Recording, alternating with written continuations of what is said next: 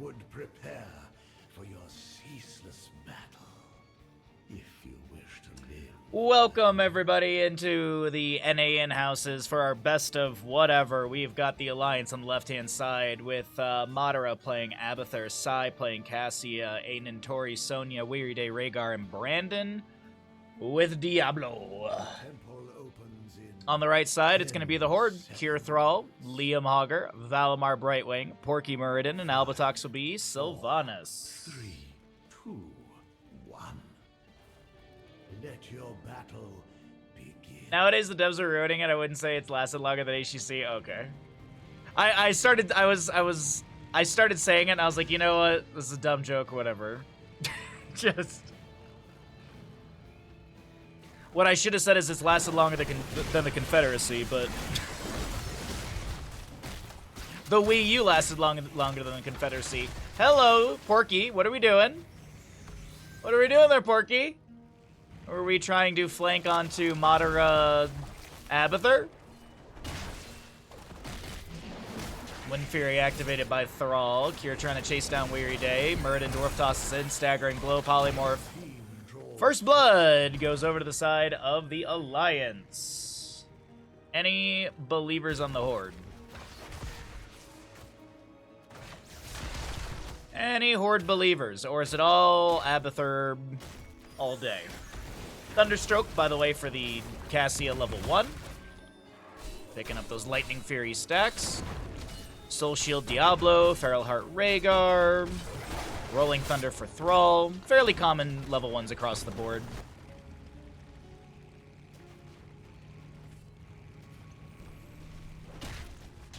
Base game is good. The changes have been nice. Oh, interesting.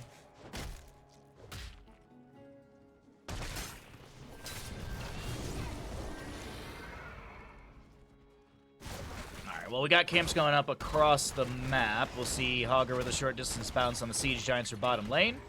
Though a massive rotation into top will be had, Madara Abathur is going to unhat here. And actually, he's just going to he's going to symbiote back onto another target, trying to, I think, hat soak some of these waves. As he's going to burrow down into bottom lane. Top lane camp is already cleared out by the side of the Horde. The Alliance now pushes in with a fairly healthy camp, and they're going to get some decent damage onto the fort front gate. Totem down from Rhaegar, but actually Albatox activates the Black Arrows and locks down the minion wave for a few moments here. The phase shift from Brightwing to try and defend this as well, and some decent damage onto the fort front gate. Fire stomps through a couple of the enemies. What is up, Lard? How you doing, bud? Good to see you today, my friend. Liam? Abathur's gonna burrow away into mid lane. Immediately hat. Unfortunately, loses the symbiote on that because Kier clears out the wave a little too fast. Level 4s are here on both sides. We will see that Frostwolf pack for the Thrall. It is gonna be Sledgehammer for our Muradin. Possession, Sylvanas, Soul to Flame. We actually have the Needle Spine for Abathur. He's not going to go into Adrenaline Overload, which would still be good for the Cassia, the auto attack speed for Cassia, or even Sonya, honestly. Diablo gets the Overpower onto Porky, and that's really about it. We have our objective phases up and available. Abathur is going to burrow away into bottom lane. He's actually going to jump into the bush here. Oh, wait, hold on. Dive onto Sai.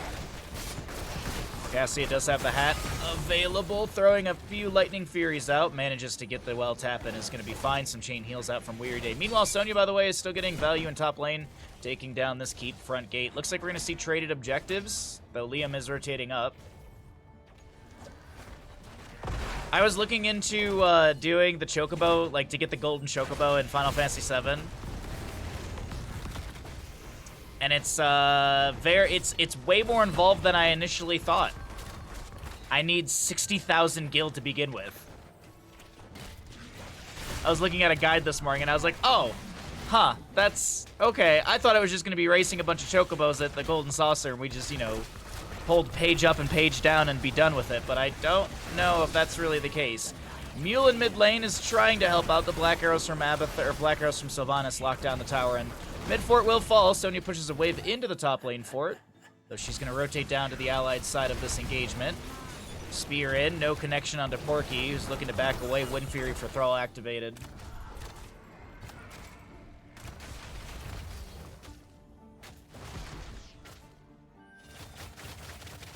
Alright, well, our prediction's gonna close with 69 on the Alliance, 138 on the Horde. We got odds at least. I will take that. We got odds.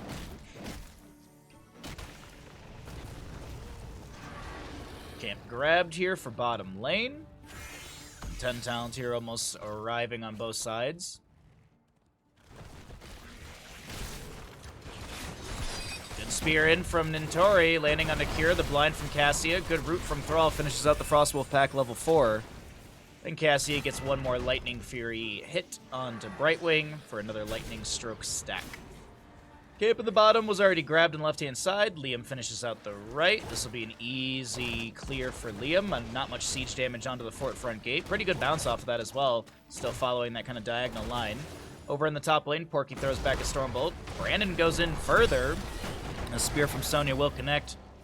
And it looks like the Soul Shield from Diablo will be activated. And he'll mount up and back away. Seeing pings into top lane. Not sure if they're trying to take down Valimar here, or if it's quite the opposite, if there's going to be an attack pressure from the Horde coming out, but not the case. Second objective phase will be in the bottom lane, as it is standardized for here on Sky Temple. First being in top and center, second being in the bottom, and then we start getting into the RNG. But on the right, it is going to be our heroics coming through. Another Haymaker for Porky. We've got a Wailing Arrow, Sylvanas, Blink, Heal, Sundering, and Shockwave. Okay. Diablo initiates over here. I know there's a little bit of a fight breaking out in the bottom lane area, but right now the camp will be stolen away on the top right. Madara, this is the clone of Sonya, just getting great damage onto the fort front gate as Muradin, Porky, is going to start working on this objective. Oh, but Ultimate Evolution was the pickup at 10. Lightning Breath as well for Diablo, Ancestor Healing, Leap for Sonya, and Ball Lightning Cassia. Nintori discovered here, actually just jumps right onto Liam. Ball Lightning from Cassia, decent damage. Wonderful Shadow Charge into the wall. Rhaegar goes in for a bite, but Liam gets the phase shift in time. Porky Haymakers Brandon away. It doesn't really, it's not, it worked out pretty good actually. Diablo is unable to really kind of chase down anyone here. Oh, I spoke too soon. Albatox will be going down to the Abathur Hat.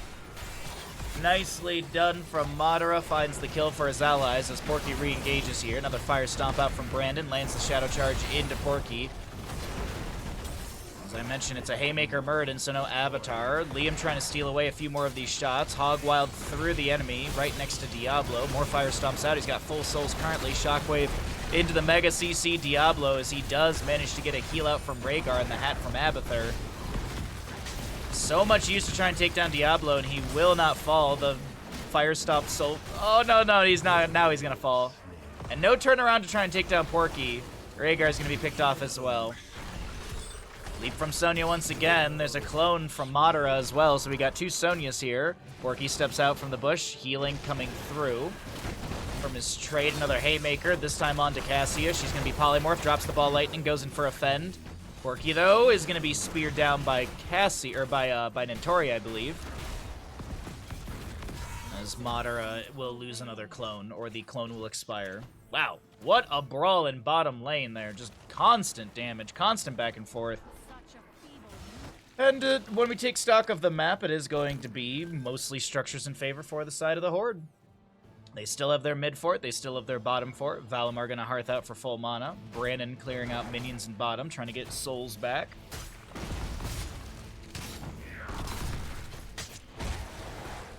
Oh, well, we have this lull in the game. Hope you're all having a wonderful Wednesday. Thanks for coming by. Hope everyone's having a fantastic day. For the foreseeable future, unfortunately, Wednesdays will be our quote-unquote shorter stream day. Even though, I mean, I'm still going to be averaging 5 hours, but it's going to be shorter by comparison. Yesterday, 8-hour stream was awesome. It was a really, really cozy stream. Hades was super fun.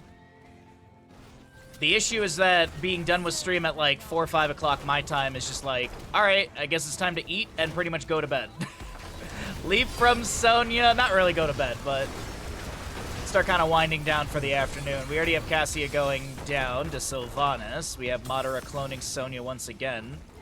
And it looks like the Horde pick up the kill here onto Cassia, and that's the end of the engagement. Next objective phase will be double, and the Horde could just play into this double objective phase. Now, of course, Cassia is going to be respawning a little bit after the objective phase is on the map, and it doesn't seem like there's already positioning for that. Actually going to be looking for a potential kill into Sonya. She gets hit with a Stormbolt. The Cleanse from Raveguard comes through, as well as an Ancestor Healing. The Haymaker pushing Sonya further away. Another Stormbolt from Porky as Diablo comes in trying to help out his Bruiser, but Brandon will go down. A double kill to the members of the Horde as this objective phase will spawn, and this will be Black Arrows from Sylvanas now. I thought she had those active. I think it just went on. It's been on cooldown for a few moments here. So Porky gets channel here in mid. I wouldn't be surprised if Hogger runs to bottom lane. Siege Giant down here does still need to be cleared out.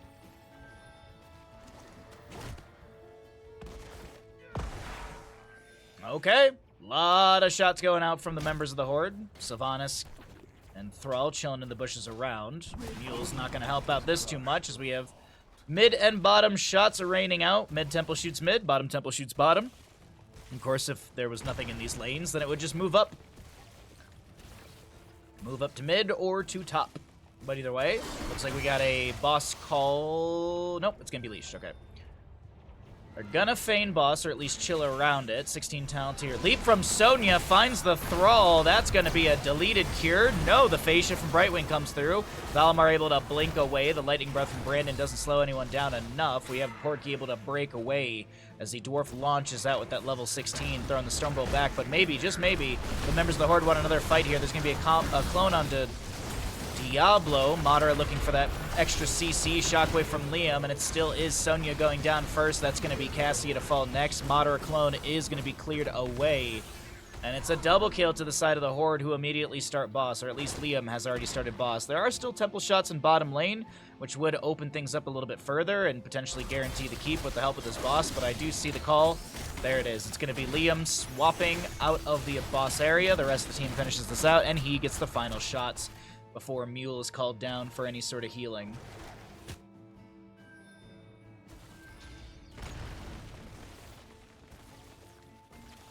Alrighty. Oh, double Siege Giant Camp 2. Wow. Dominant from the Horde here. Mule is called down for bottom lane keep. Gonna heal up a bit of HP. Maybe enough to... No, not with boss and push. Murden Dwarf tossing in, lands the Piercing Stormbolt. I think this should be bottom lane keep guaranteed with this boss. The Mule is gonna buff up that health a little bit, but there's double Siege Giant Camp. The members of the Horde are all pushing down this lane together. And they could possibly look for an end if they find a couple kills. Death timers are still low, but they're here and practically on core with a boss. Haymaker from Porky. Pushing Diablo away. That's a sign to me that the Horde are not looking to end. They're just looking to back off. They open up bottom lane. They get the keep, and they have a win condition.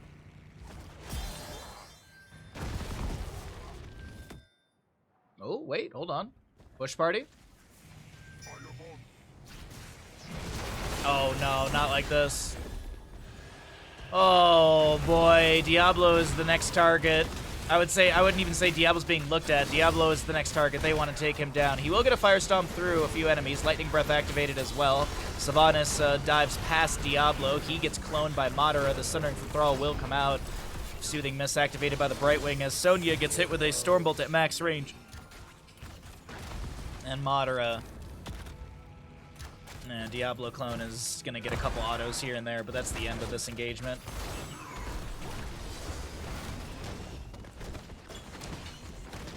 Brandon's chilling in the bush. Yeah. He just gets a Fire Stomp out, picks up a soul or two off of that. Next objective phase, middle of the map, going to be shooting into mid-temple. The Mule is already called down. It doesn't actually need to heal anything up since there's no damage onto that keep or the one on the north side.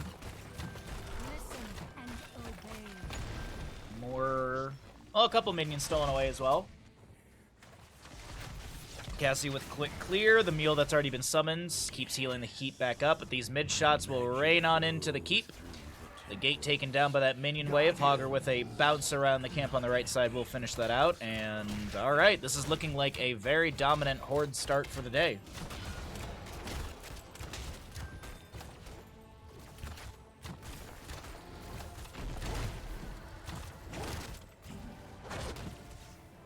Alright, so they guarantee the mid keep.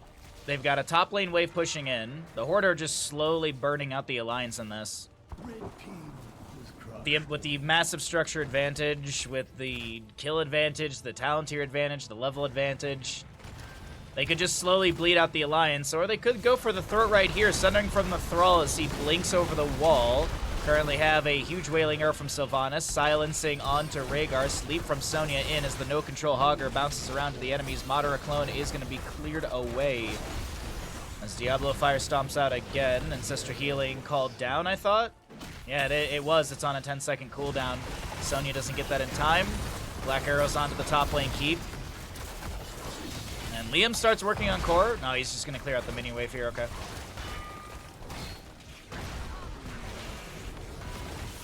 Oh boy! Top lane keep does go down. Got the phase shift from Brightwing as well, bolstering some HP. The root from Thrall connects onto the heel of Diablo. He's getting chunked quite heavily. And will go down. Liam drops the easy throw dynamite in front of Madara as Weary Day's clearing out the wave. But this is, yeah, this is looking like it's all done and over for the side of the Horde. They take map number 1 of the day. GG, well played. Oh, wait, hold on. Goodbye. GG, well played. Although Horde take the first map of the day.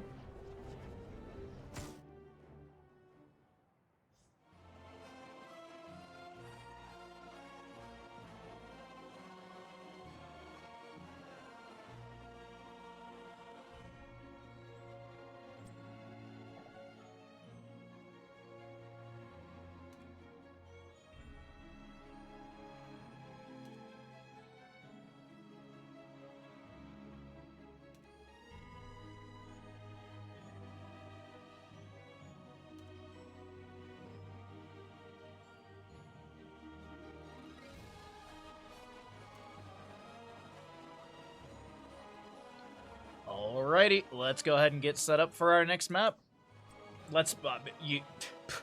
Chat, holy crap, you broke the bank on this one. Wowee, probably the biggest payout I've ever had in the channel. What a massive pay. Humongous. You really broke the bank on that one.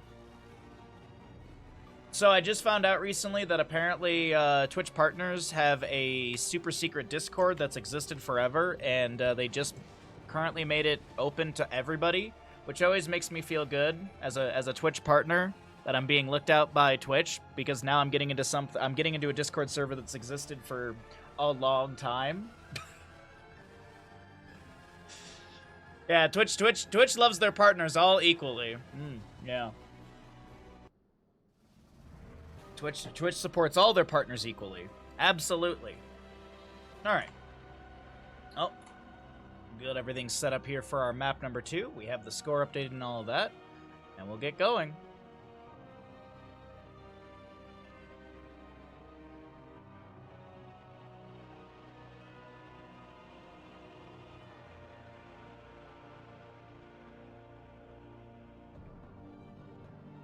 Oh, there is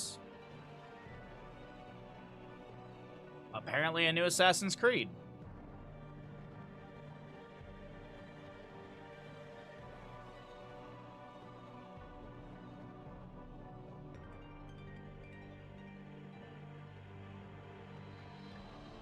At least you get the HOTS player treatment. Nobody likes us. I like you guys. Why do you think I stream HOTS like 5 days of the week?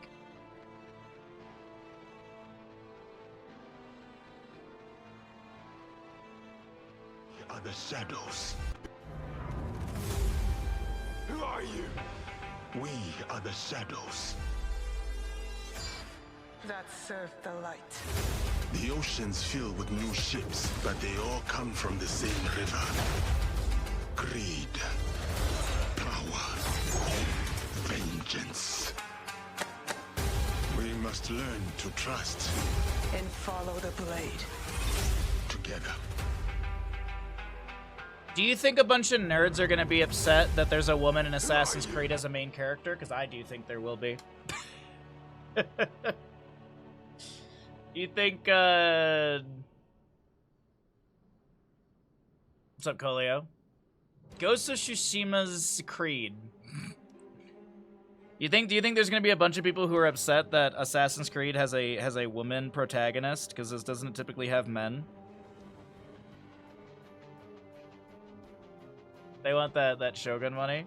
It looks cool. I'm not a big Assassin's Creed guy. I've really never been into them. I know there's a lot of love for the games. Yeah, I've heard good things about that Shogun show.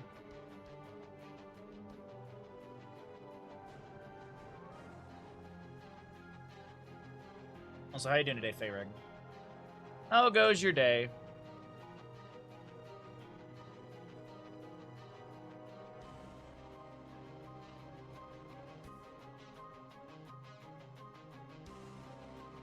Alright, we're just finishing out ads and we're gonna get going into the into the next game. I've heard really good things about the Shogun show. On Hulu, I think, right? I need to watch that.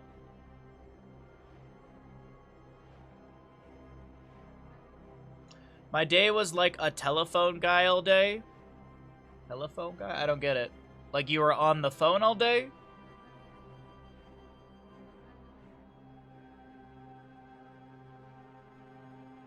Oh, nice. I'm glad it's all squared away.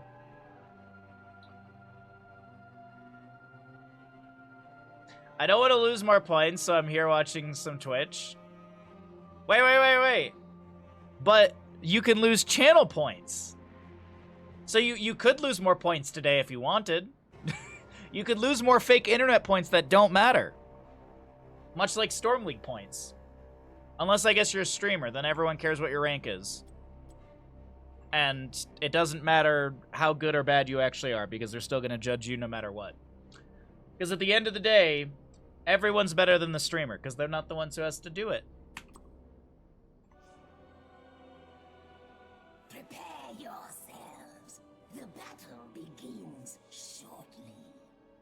Alrighty, everybody. Welcome back into the NAN houses. We are here with our map number 2 of the day. On the left-hand side will be the Alliance with a Madara Tracer, Sai Junkrat, Nintori Leoric, June Anduin, and Brandon to play the Johanna. Begins in 10 seconds. On the right, it's going to be a Porky Anubarak for the Horde, Liam Hogger, Weary Day Rhaegar, Shadow Moon Maiev, and Kier to play Lunara. 2, 1. Let's the battle begin. Alrighty, predictions up and available. Map number 2, Tomb of the Spider Queen. Let's see how things unfold. Not a single questing talent at level 1 for any character. Maiev will go into Naisha's Memento. Tracer with the, not get stuff, the 1-2 punch. Fancy Instant Death for Leoric. Shield Glare for Johanna, that blinded by the light. Sentinel Wisp. Whoa, Madara taking a chunk of damage here. Staggering blow from Liam. Wait, Madara, damage over time? Well. And the heal from June over the wall, okay. Just clenched. Get ready to lose some points. Alright, we got 690 on the Alliance. Do we got odds? Any believers in the Horde? They did take map number 1.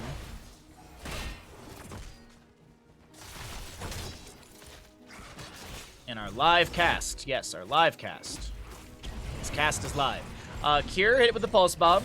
And gets dropped a little bit by Madara. Rhaegar comes in with a bite to the face. Drops the totem down as well. Oh, nice. Oh, that was the purge onto Madara for the slow. And it looks like they turned onto Weary Day, or excuse me, Weary Day and Kier turned down to Nintori. Big Anubrak Burrow Charge doesn't land. Impale's there, June with the heals, and I can't believe it, Leoric lives. I can't believe it. What is the range on that purge, by the way? Wow, that's actually a bigger range than I anticipated. I don't know why, I thought the circle was a lot smaller. Camp on the left to be grabbed. Oh, we got 3K on the Horde. There we go. We got good odds there, chat. Thank you very much.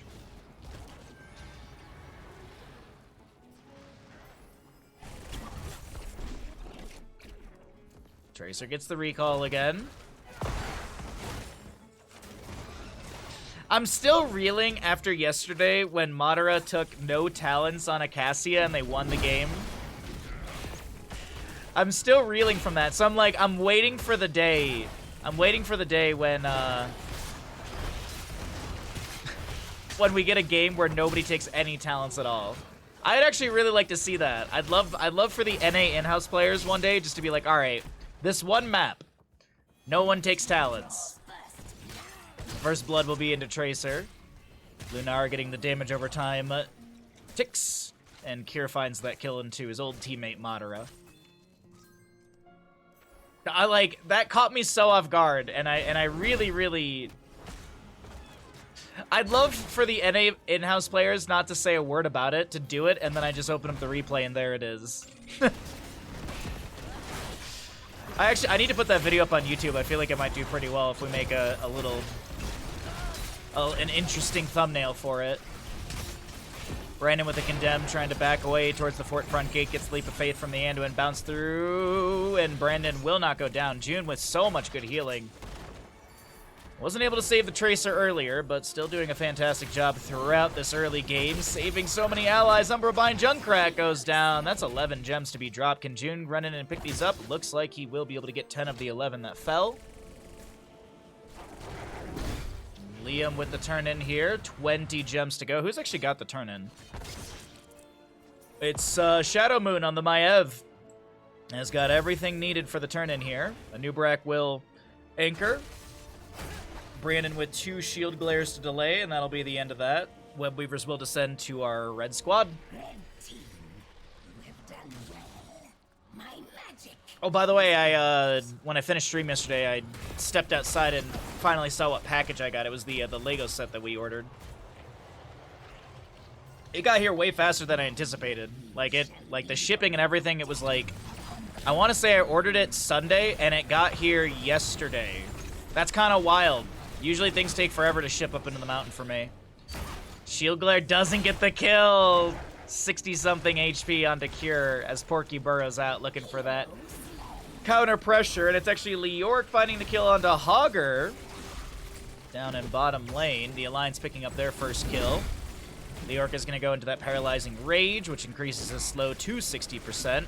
And he also went for Drain Momentum level 7. Drain Hope no longer reduces Leoric movement speed. If Drain Hope lasts the full duration, gain 30% movement speed for 4 seconds.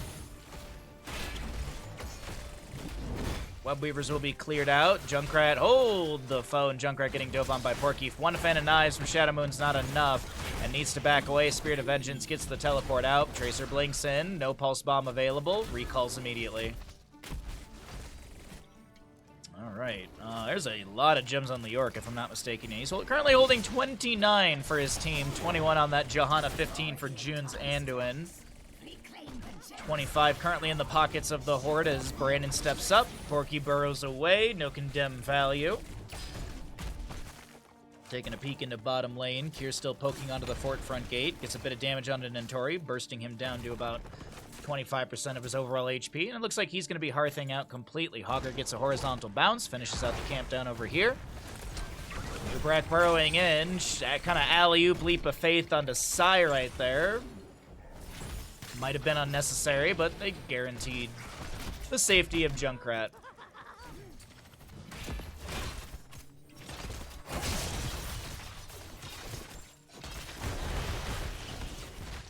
Iron Skin active from the Johanna. They're trying to chase her down. Won't be able to do so.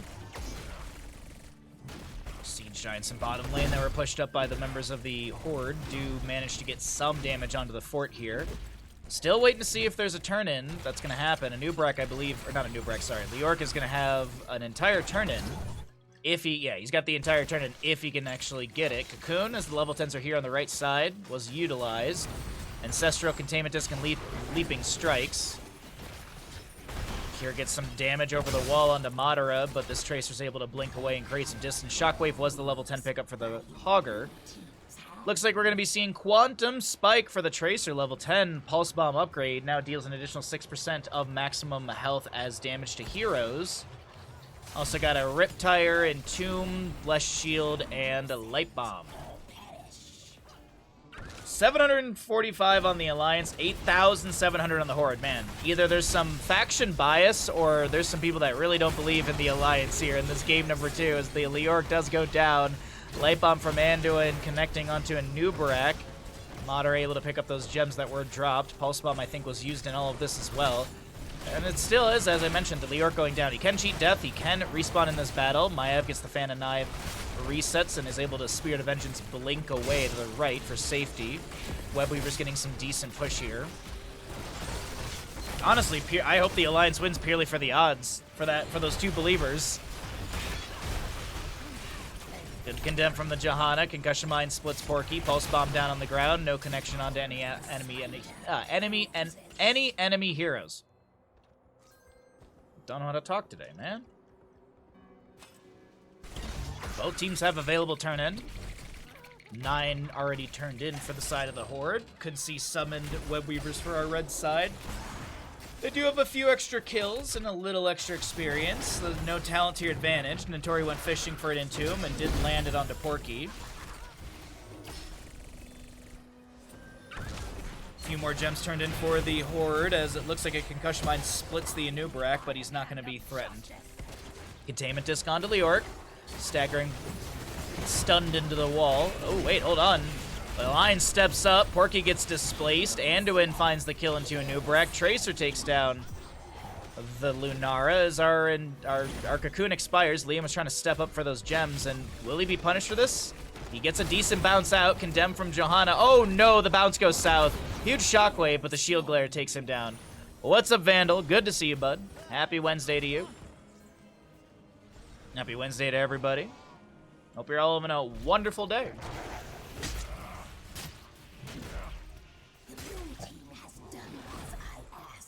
Alright, Blue Webweavers will descend, and let's see how much value they can bring to the table.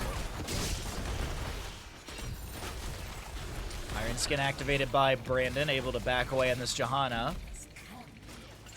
The Orc's just mashing this wave into the fort currently, and it's going to get some decent damage as the Webweaver descends in all 3 lanes. Tracer clearing things out in bottom. 13's on both sides, 4-3 in kills, and the Alliance leads. Danger pings through mid. We've got Brandon stepping up. Bless Shield, actually just about every heroic but Shockwave is off cooldown. There's the Bless Shield. Light Bomb blinks in. Oh, heck load of damage onto Maiev. She will go down. Leaping Strikes from Lunara. Kier gets displaced. Another Leaping Strike to get to a safe position. A Riptire over the wall as Anubrak is going to try and back away. The blast of the Riptire pushes him near the enemies, but it doesn't put him close enough for any sort of threat. Blinks and a rewind from Madara, pressuring onto Kier once again, as the mid lane Keep Front Gate will be completely taken down. Top lane Webweaver was already cleared out, but the minion wave is pretty decent over there, so that probably pushes out in favor of the Alliance. And mid lane Webweaver, I can't believe, is still... Whoa! It is that damage. What? Entomb from Leoric. He catches his ally inside, but he's kind of fine with that. Brandon's doing okay on HP. Webweaver phase has ended. Cocoon onto Madara, broken out. 2,039 damage in 2.2 seconds onto Kier. God dang.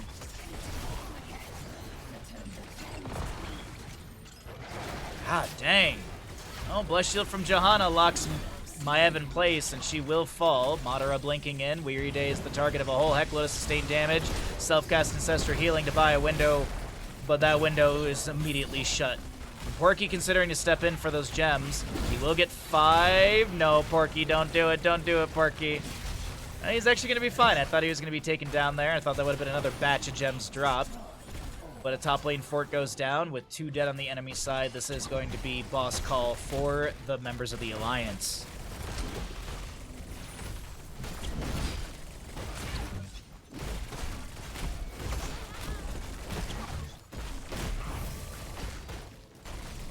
Man.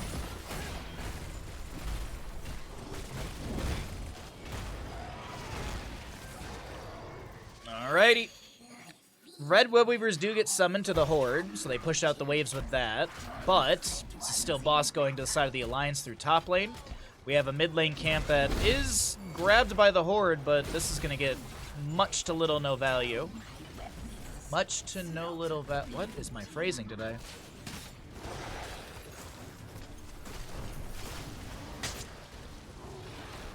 Okay, Mithril Mace, we'll see Glyph of Faith, we've also got the level 16 Bullet Spray, as well as Endless Nades, and we'll see the Holy Renewal as well for the Johanna. As the Webweaver in bottom is being worked on Leoric and his sort of cleave, or his third attack cleave. Clearing out the wave a little bit faster with that. But this bottom lane fort should go down. Meanwhile, mid lane, containment discount to Tracer. She's silenced for a moment afterwards. Blessed Shield from Johanna gets a triple bounce. The Light Bomb connecting onto 2. Anubrak goes down. Tracer blinks in. No Pulse Bomb available, but some good pressure onto Shadow Moon. The Ancestor healing will be forced out. Modder gets chunked down to like 50%. A lot of damage from Lunara. Oh, Saya's getting low here. As Tracer does go down to Rhaegar, and now Junkrat trying to get out of here. June is going to be left to die. Riptire from Junkrat. Ooh, wait, did that interrupt the shockwave? It did. Hogger animation started. And he'll be put on a 10-second. But meanwhile, in the top lane, the Webweaver's still pushing in, and the Horde are starting to turn things around. That mid game was looking really good for the Alliance. But they're just going to hemorrhage a few members here. Leoric with a Wraith walk out. He just wants to put these gems in a good spot when he dies. Brandon will pick up all those. Nearly an entire turn-in held by the Johanna. She's got 48 out of the 60 needed, but the Alliance have just lost so many members. A quadra kill to the Horde as they take down mid lane fort. The top lane had great pressure from those Webweavers. And it's looking a little awkward here. Structurally, the Horde have an advantage with that bottom lane fort. Actually, oh, wait, no. No, okay, yeah, they will. It was on so little HP I didn't even see it on the map, but it's now 0, of course. So bottom lane fort, you got periodic catapult pressure in all 3 lanes, but no matching in bottom. Oh, excuse me, from the side of the Alliance, sorry. But periodic catapult pressure in top and mid from both sides, and from the Horde as well in bottom lane. No 20s, it's even talents for now. Little experience advantage to the side of the Alliance, but no big deal on that. Light Bomb, multi-blinks onto the Rhaegar. Pulse Bomb onto him as well. Weary Day gets the self-cast Ancestral in time. The Blessed Shield coming out as well. And Weary Day will be the one to go down, but there's a whole heckload of damage on the Modder, who does get a recall with a sliver of HP. No Leap of Faith to save right there from June. Riptide to try and take down Anubrak, and he will be blasted away. It's a 1 for 2 so far, favoring the members of the Alliance. Concussion Mine pushes Hogger further away. Bottom lane Siege Giants do need to be cleared out, but I also want to point out a Webweaver phase is available. Brandon wants to get that turn in. Cure delays once, has the Sentinel Wisp in the bush for that extra vision. And they actually have that little red reticle over their head, so they know that Wisp is somewhere around providing vision for the Lunara, so she's able to poke around that turn in. Cure's a little low here. Brandon could maybe turn around, but there's no Blessed Shield to initiate a fight.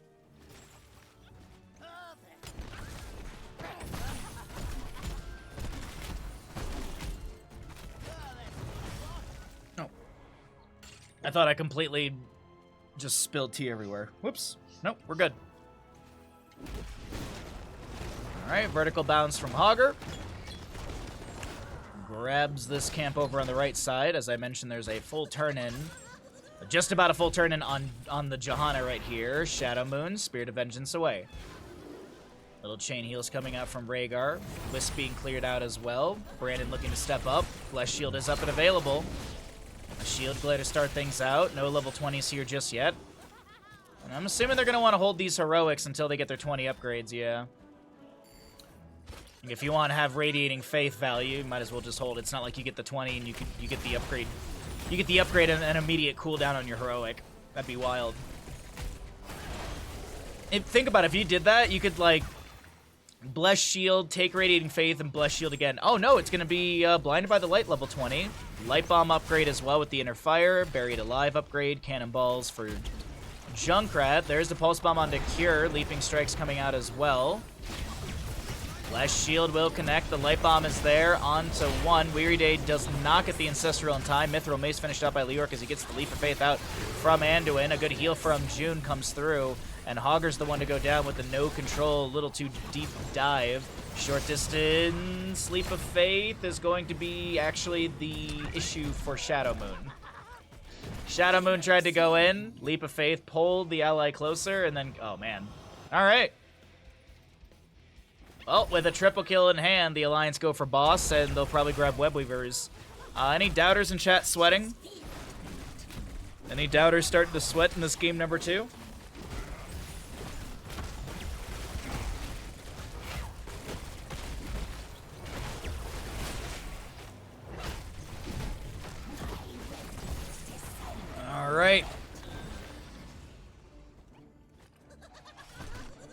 Never? Oh, okay. I like your high level of confidence. I wish I could have the same. There is going to be 20s here on both sides. The respawns are coming through on the right. It is going to be Rewind and Nubrak. The Buried Alive from New York went fishing, but Porky had the burrow charge out in time. Webweaver in top takes out the sidewall. The entire keep front gate is taken down. Madara recalls. Went into the get stuffed level 20. Top lane keep has gone down. Webweaver in bottom is a little further back. Mid lane is approaching the mid lane keep. Madara very low. The Ancestor Healing Farseer's Blessing will come through. The Light Bomb with the inner fire, maybe a miscommunication. No control from Liam as he's going to be taken down. The Storm Shield denying some of that damage. Boss on core has already taken down some of the shielding. This will be a Riptire from Junkrat and a dead Porky on a Nubarak here, as he was the target of a whole heckload of damage. Mid keep has been felled by that Webweaver. Bottom lane fort will go down, but the biggest and most important is going to be the core here on the side of the Horde will fall. The Alliance takes down the Horde here in map number 2, and the Twitch payout is massive. Okay, now I'm worried. Which team wins 2 of the Spider Creed? It was the Alliance. It was the Alliance. Nice payout. Man, who got paid out right there? It was a 1 to 12.67 payout for the Alliance believers. Let's see. Who got paid out right there? Ashmantle and Rio. Congratulations. Imagine putting 690 in and getting, like,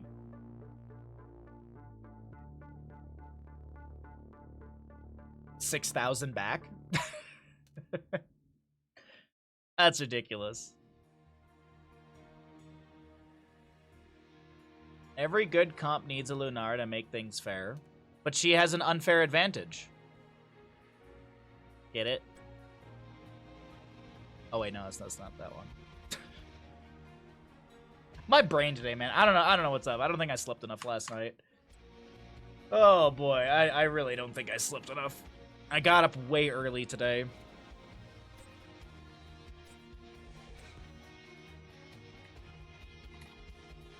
Nope.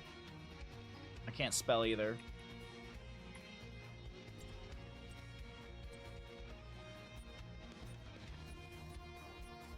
Oh yeah, level 16. I don't know why I thought I was at 20. I don't know. Bro, I don't know what's going on with me today. I really don't. Alrighty, so that's good. That's all set. We rolled out that. Let's go ahead and load up Towers of Doom for map number 3. I need to go grab a cup of tea, and we'll do more games. Got a bunch of games here from the in-house players, so thank you to specifically Kier always gets these replays out for me. These are replays? Oh no. I can't watch anything that isn't live. I'll be right back.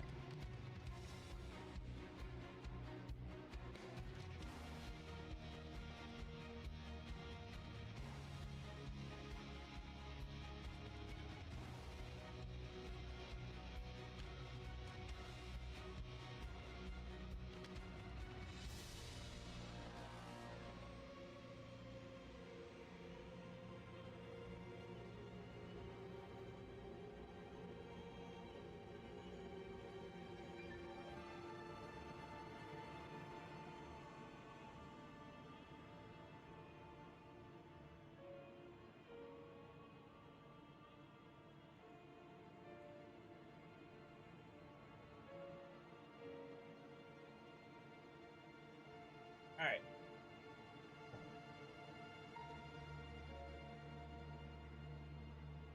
Okay. Oh, while we wait, how is the Wednesday for everybody? Any fun weekend plans? I guess it's not really... Well, I guess we're getting kind of close to the weekend. We got movie night this Friday. We're going to play more Ghosts of Tsushima on... more Ghosts of Sushi on Friday. I don't know how much more of that game we have. We played a decent amount.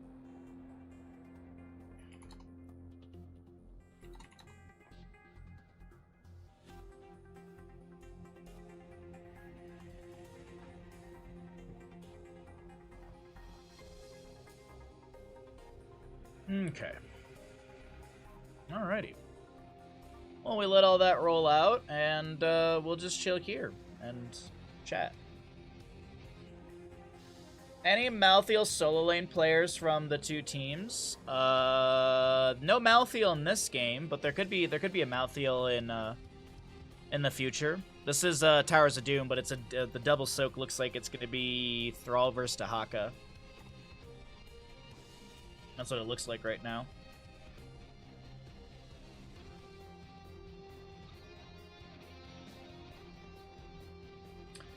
And we are just waiting to see if Games Done Quick is going to hire us.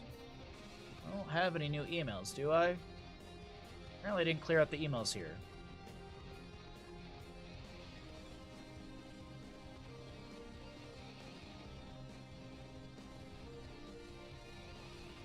I wanted to reach out and see if you had a chance to read over my email about Stack Up. No. Probably not.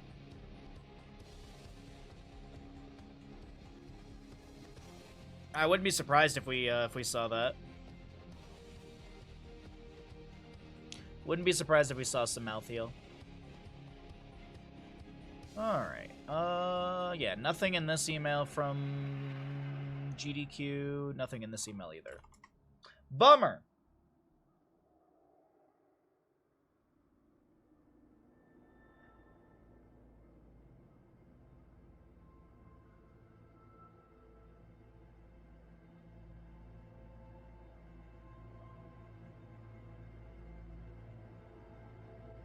Hey, what's up, Detroit Donut? How you doing, bud? What game am I gonna speedrun? Hey, good to see you, bud. Thanks for coming by the stream. We're leaning into... we're leaning into Hades 1. Leaning into Hades 1. I still have to watch a couple other speedruns off stream tonight, but... it's probably going to be Hades 1. It just seems the most enticing and exciting. Do like a 3-weapon run, I think we would do. That seemed like the coolest as well. Oh my god. The memes, okay, the memes around the new Charles portrait are killing me. So King Charles had a new portrait done, and honestly, I saw it and I thought it was a Dark Souls thing, and then I realized it was actually King Charles and it was real. King Charles portrait, bro. Like, it looks like something out of a FromSoft game. It seriously looks like I am Charles, Blade of Milica. Like, this is something you would see from like Elden Ring with Rot. I mean, it literally has a butterfly. I think this one's better personally, Stark. I like this version better. I don't know about you, but I think this painting is a better version.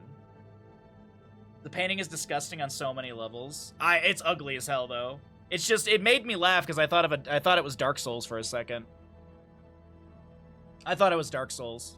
I really did. I thought, like, I was scrolling through Reddit or wherever I saw it, maybe Twitter, and I quite literally was like, oh, cool, Elden Ring. And I was like, oh, no, it's not. This is real life. Oh, that's stupid. Oh, also, Stark, look what came in the mail, bud. Look what came in the mail. It looks AI generated. It might have been. Look what came in the mail. Mario! I'm pumped. I'm super pumped for this. 540 pieces. We'll be building that like the 29th or 30th of the month. One of those 2 days. Reminds me of Palpatine from Star Wars. Well, that's actually the meme that I was just showing. There's a Palpatine version of it. All right. Anyways, that stupid portrait aside, it made me laugh so hard this morning when I saw it. Which team wins Towers of Doom? The Alliance or the Horde? Let's go ahead and jump on into it. Yeah, the Piranha Plant won the vote. The vote was what? Lego set would we build, and it was Bonsai Tree, Darth Maul, or the Piranha Plant, and people voted for the Piranha Plant. Left side of the map is going to be the Alliance. We have a Cure Kael'thas that accidentally took Mana Addict level 1. Porky will be playing Stitches, Scion Genji, June Rhaegar, and Shadow Moon Dahaka.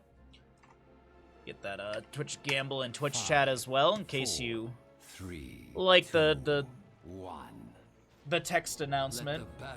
Junkrat for the side of the Horde will be played by Brandon. We got a Weary Day Brightwing, Krom Anubrak, Liam Blaze, and Albatox on Thrall. I said it would be Thrall versus Dahaka in the double soak, and sorry, I completely missed the Blaze. That's a drag from Dahaka right onto Anubrak, and Phase Shift from Brightwing will not be enough. Anubrak does go down if that sways your prediction. Porky missed the hook, but Shadow Moon lands the drag. So it's going to be enhanced agility to Dahaka up against this Blaze for the double soak. Flank from Sai, shurikens to the face, or I guess more of the back of Liam here. Dahaka does show in lane. Jet Propulsion stuns out Dahaka. Liam takes a bit of damage, but it's not that big of a deal. Alright, 420 on the Horde. See, now the people that lost last game are timid to gamble again.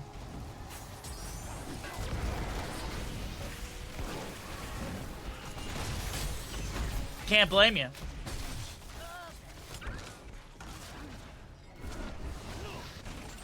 Nubrak lands the burrow near Porky, actually. I don't think I saw the stun come through. Granted, I was still drinking tea, but either way. Jet Propulsion from Blaze says hello to Shadow Moon. Tries to return a drag. Sai jumps in with more shurikens. No mastery, no level 4 yet. Let it ride. Let it ride. There you go, Coolio. By the way, if you're hanging out here on Twitch and you're having a good time, be sure to drop a follow. If you'd like to support further, it's always much appreciated. Every little bit helps us out and supports the stream. Whether you want to use your Prime, Tier 1, Tier 2, or 3. We do have the best Tier 2 and Tier 3 alerts on all of Twitch. And we have some amazing emotes. Our Tier 3 emotes are quite fantastic, as we have the Spider-Man My Back. We got two wonderful GIF emotes at Tier 3 that I'm so very proud of. Krom burrows in. Gravity Lapse is the answer back, but it only connects onto one of the beetles that Anubrak has summoned. Frostwolf Pack for Thrall level 4. Incinerator Gauntlets. We'll have the Bed of Barbs, where the Impale persists for 3.5 seconds afterwards. Excuse me, and also slows for 30%? 25%. Taster Explosion Junkrat. We'll probably see Endless Nades and, Big As. Nope, not Big As. Cannonballs at level 20. Typically, I mean, if you're going into this sort of frag launcher build, that's at least what I go into at 16 and 20. Triple Alter Phase coming up, first one of the map, as it'll be top left and Ray as the standard, and in the center of the map here, I actually thought we were going to see a rotation to mid, but nope, it's going to be the setup around the midpoint. Got 1,000 to 670, okay. Got odds on the gamble. Burrow in from Krom right now. Gravity Lapse onto 2 from Cure. Concussion Mine splitting Stitches away. Genji poking onto Blaze in the top. Shadow Moon gets the channel over here. Brushstock from Dahaka back over into this bottom area, looking for a drag potential. Burrows denies the Concussion Mine displacement. A Gravity Lapse will connect. The drag does not. No one going for the channel. Thrall finishes out Frostwolf Pack just as he dies. I think he got like a triple or a quadra hit off of that toss before he went down. So not too bad right there. Shadow Moon going for the channel. Blaze has still not got the top right. He's delayed out by Genji. This might be 40-0 territory.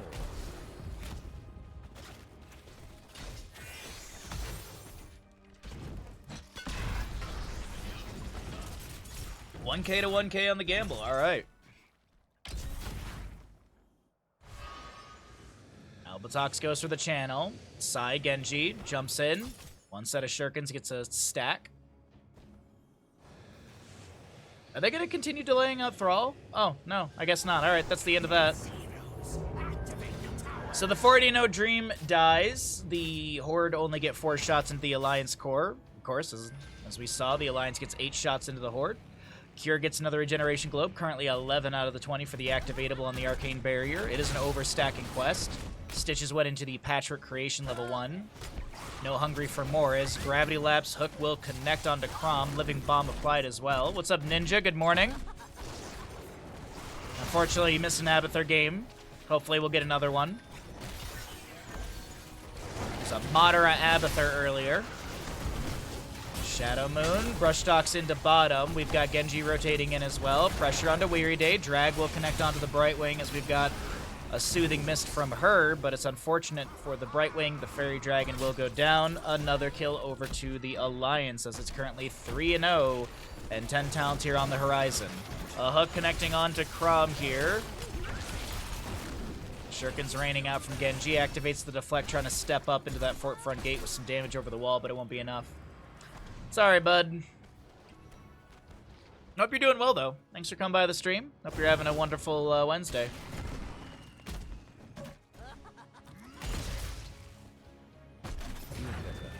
Alright, double altar phase, top left and right of the map will be spawning here in the next 25 seconds. And we'll see 10 Talontiers on both sides. I think this will be traded. Wait a minute, gank in the rotation?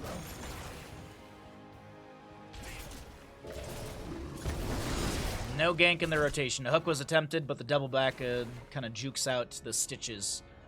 What are we looking at for our heroics? A Isolation, I'm assuming it's Ancestral. X-Ray is pretty much the only Rhaegar I know that takes Bloodlust. We'll see an X-Strike, as I mentioned, Gorge for Stitches, and Phoenix on the Kael'thas. Genji with 1 round of delay on the right-hand side. Riptire, Blink Heal, Cocoon, Bunker, and Sundering. Albatox gives up the channel. Cleanse from Rhaegar denies the Concussion Mine displacement. June has the channel here. Sai may be looking to throw some shurikens in. No, they'll trade. Okay. 4 shots. English is a great language, isn't it? You will pay. 32 to 28. Fire the towers. Destroy the Raven Lord. And we got our 10s on both sides. Genji, he's worried about a Nubarak around here, isn't he?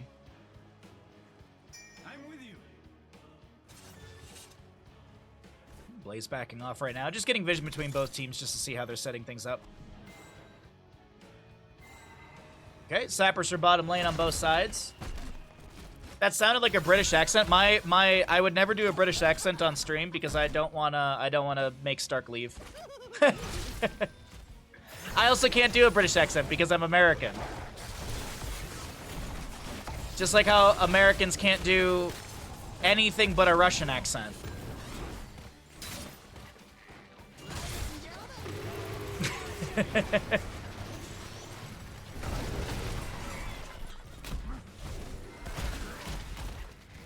Or when Europeans try and do an American accent, it's very far off. It's very far off. But you know, I'm not here to yuck yums. Good damage onto Crom right now. Unfortunately, no kill onto him.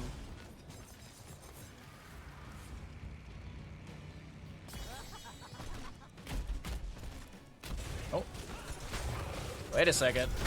Uh-oh, wait a second. Blaze in mid lane. Gets the bunker. There's no way Liam lives here. Whoa, that Sundering from Thrall might have actually opened up an opportunity. But Porky had the short distance hook to pull back Blaze in. And Shadow Moon able to back away currently. Crom hit with a living bomb, but he won't be taken down. More slams, more jams, but no kill. Actually, it's going to be a kill into a Nubarak.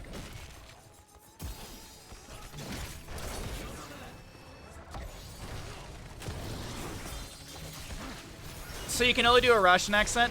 It's there's so many people I've known who think that when they do like a Eastern European accent, they think they sound they think they sound like whatever they're trying to mimic, and it just sounds like a really bad Russian accent to me.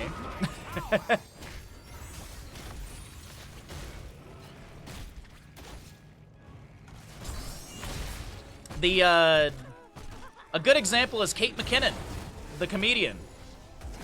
Any sort of Eastern European accent she tries to do, she just sounds like a Russian lady.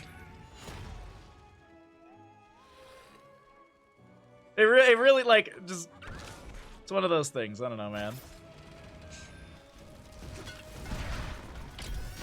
Jet propulsion to the face of Dahaka here. Genji jumps up into top as well. We'll have a phase shift from Brightwing. Isolation connecting onto Brightwing as the bunker comes down from Blaze. X-Strike from Genji. And Brightwing's able to get inside. Some Essence was popped there. That's the growl from Dahaka. Blaze gets back inside the bunker. Now Weary Day. Oh, no, Weary Day's fine. I thought Weary Day was going to get pressured by the Genji some more, but no.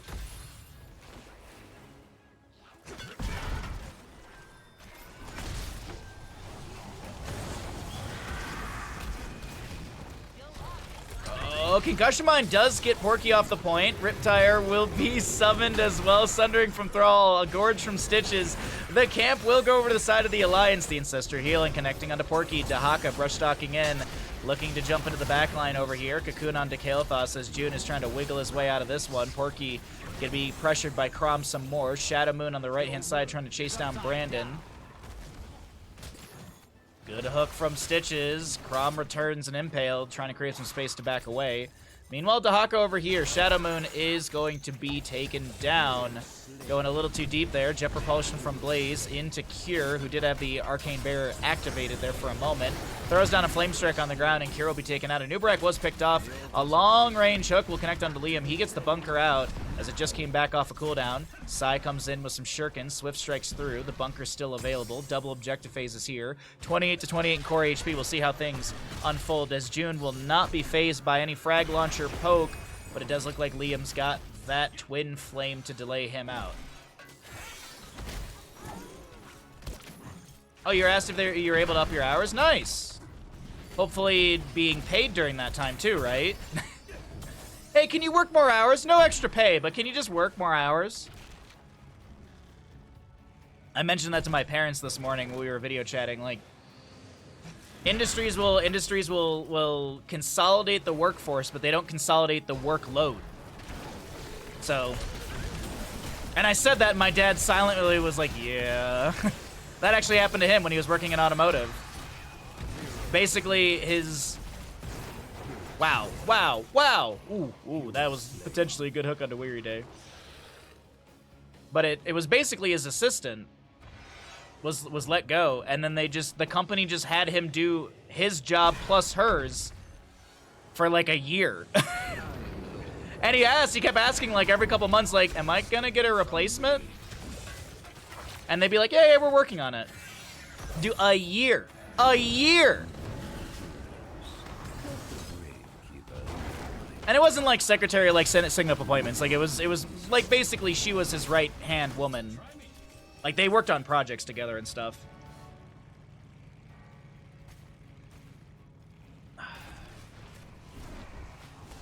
This guy's a real pyromancer? I don't get it. Can you explain the joke? I don't get it.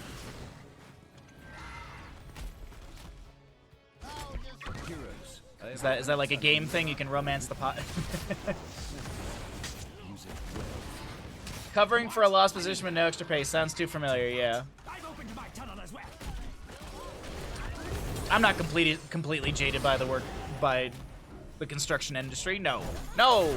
A long distance hook onto Weary Day. Gets an immediate blink out. Riptire from Junkrat connecting onto a few enemies. We've got a massive Sapper Wave in bottom that is going to be, well, they're attempting to force this in. The Alliance, by the way, did get that last objective phase. They got all 8 shots in. Gorge onto Liam. Anubarak trying to burrow charge in to help out. Cocoon onto Genji. Bunker summoned by the Blaze. He's able to jet propulsion away.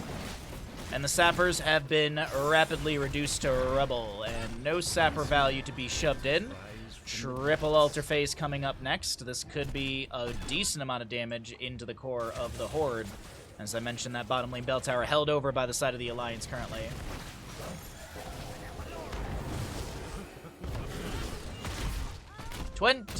No, 30 regeneration globes for Cure currently.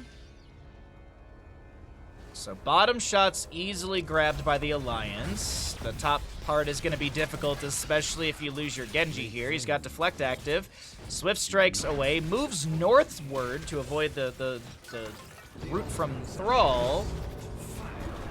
Rhaegar getting the channel over here, so there was that 5 shots that do go in. Hook onto Brandon. He gets the Concussion Mine split immediately.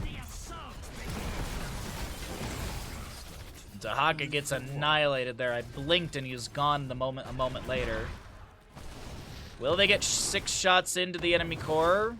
Death timer on that Dahaka is still 44 seconds to go. Genji looking for the channel potentially. Boss is going to be started. Going to be immediately leashed. There was a hook and a gorge onto Junkrat. Brandon gets the setup on the steel trap. He activates it. Rhaegar goes over the wall, but Junkrat will be still going all the way back to the Hall of Storms. Dahaka, 26 seconds on a respawn here. June kind of playing to the north side of all of this. Maybe looking for the channel. Great damage onto Chrom here from Genji. Phase shift from Brightwing, or maybe it was a blink heal. Liam low, phase shift. There's the actual phase shift coming through. Liam getting a nice bolster of HP. Genji dropping a whole lot of shurikens into Chrom, who will pop a Carapace and heal, or actually get a little bit of shielding right there. Sai gets the channel, and a Gravity Lapse combo connects onto Blaze. Dahaka's respawned. He brush-stalked over here to the camp, I do believe. Yep, he brush-stalked over to the camp, and now more pressure to bottom lane, as 10 total shots went into the core of the Horde.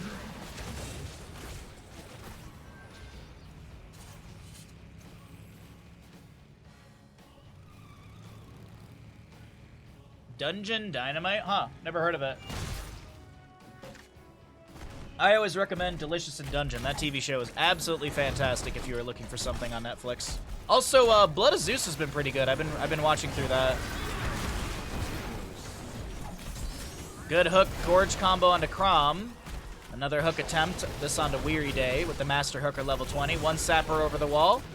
The rest of the other 2 cleared out. That's a great hook onto Weary Day. X-Strike from Genji as the living weapon level 20. Doesn't get a full reset, but 3 more sappers. So 4 shots in total go over the wall. Down to 6 HP. Dahaka's working on top lane for it. Genji starts throwing some shurikens right into this mid lane, and that Shin Gun is going to get some great value. Kael'thas makes quick work of the wave. Blaze trying to clear things out as well. A hook onto Blaze. He activates the bunker in time. Keep in mind that Master Hooker has that reduced healing on the target that is going to be hooked, and it also has the unkillable for allies that are hooked. A hook into a drag. Shadow Moon, nicely played. Cure gets the last little bit of damage. Next objective will be bottom of the map, and if this mid bell tower is converted to the members of the Horde, or the Alliance, this will be ending shots. Genji jumps in. Concussion Mine puts him into the death zone. He swift strikes away. And this might be GG's here for the Alliance. All they need to do... Oh, Dahaka's already down here. Dahaka brush-stalked in. The time is now. Kael'thas is going to zone. Brandon does go down. Actually, Anub'arak is the one to go down. Brandon is able to get over here to the objective area, but as I mentioned, the Anub'arak's the first one to fall. Brandon now trying to get away. It's going to be a good gravity lapse. Max range catching on to Junkrat as the total mayhem does come through. Dahaka goes for the channel. Blaze, the lone defender here, pops the Pyromania, wiggles away from that hook, and that is going to be the end of this map. GG, well played. The 6 shots go in, and the Alliance take map number 3 of the day. Dominant 16-5 in kills. Woo!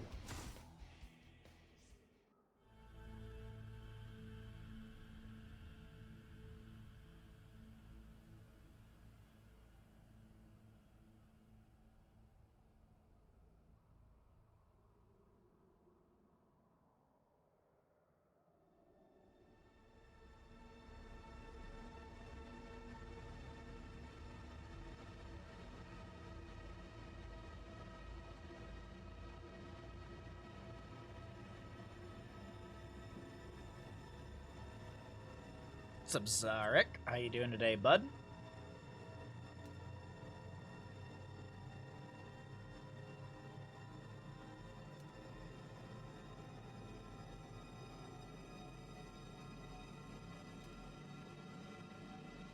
I am hanging in there. A little sleepy today, but hanging in there. I got a long day ahead of me. I got physical therapy later, and I got to do some stuff around the house, and I got to edit some videos and such, but busy day, but we're hanging in there. Thanks for coming by.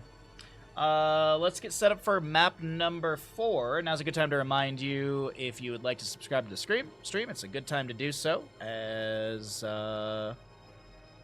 yeah. It's always a good time. It's actually just always a good time to subscribe. There's never a bad time to subscribe. Have I tried out the new Hades? Yes, we've been playing it on stream. I have been playing it on stream. It is. We actually played some yesterday. We played some last week. We're gonna play more tomorrow. Very much enjoying the game. Very much enjoying the game. I may make an excuse to play more of it on Friday, to be honest. We're supposed to play Ghost of Tsushima on Friday, but I may make an excuse to play more Hades. Gotta be honest. Gotta be honest. Really enjoying Hades, too.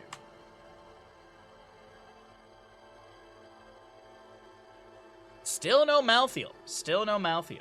Really. Wow. Doop, doop, doop.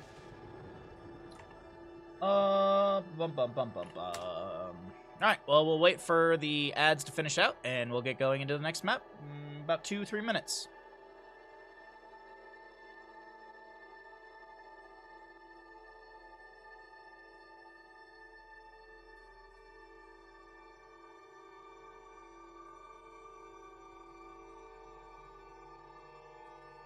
Oh, here's the full trailer.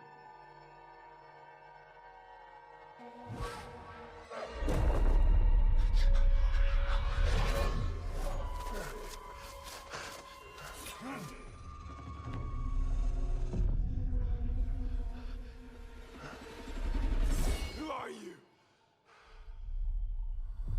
Who do you serve?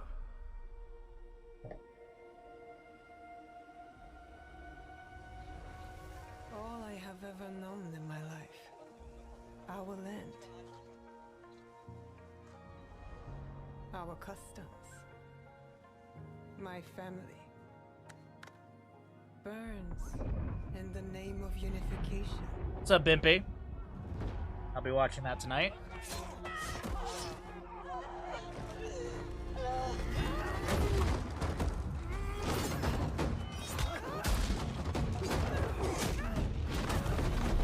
So wait, she's Raiden?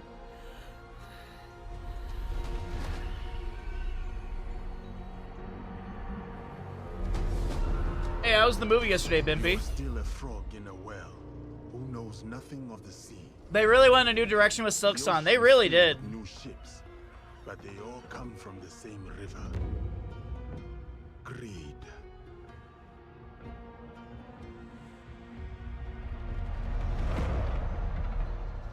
Power.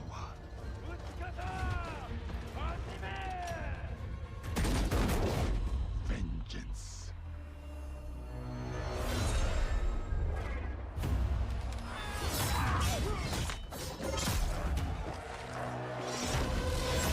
Brutal.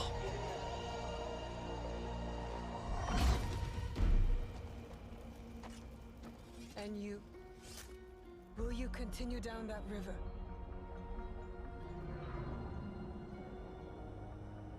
Or choose another path beyond what we see? You saw Godzilla Kong, We right? must look for it. Together.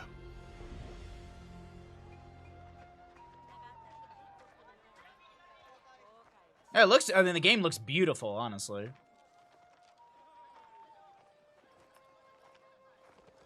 We must learn to trust. Rebuild. And follow the blade.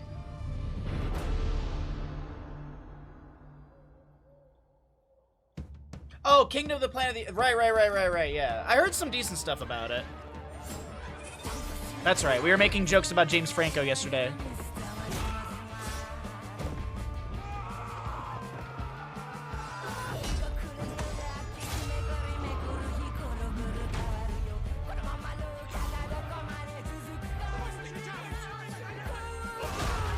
Jesus! He has a spiked bat! He broke the sword?! Dude, homie strong! Who do you serve?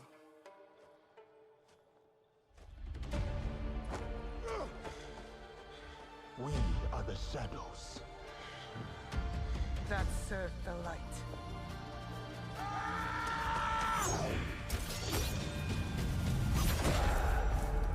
Wow.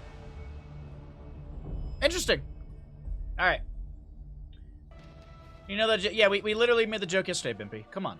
Come on, Bimpy. We literally made the joke yesterday. Where were you? You were here. Oh, no, this is not Battlefield.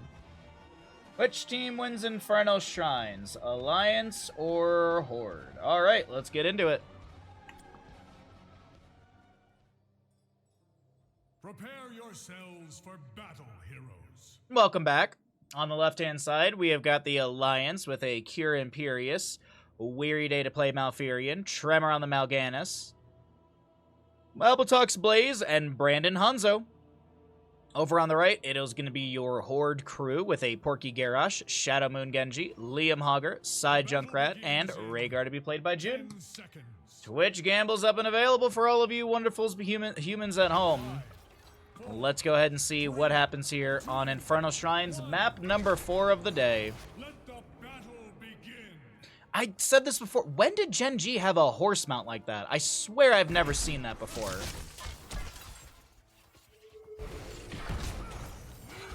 I asked yesterday and no one in chat knew, which is really surprising, honestly, for Heroes of the Storm people, because there's usually somebody who knows everything. Blaze pops the stem, gets some good wave clear here. Toss on to Brandon into the bush. We have a steel trap concussion mine over there as well, but Brandon will not be CC'd by Junkrat's trash on the ground. All right, first Punisher will be frozen in the top lane. Got 420 on the Alliance to win. Albatrox trying to jet propulsion away. Will be able to do so. Shadow Moon rotating back down towards the allies here.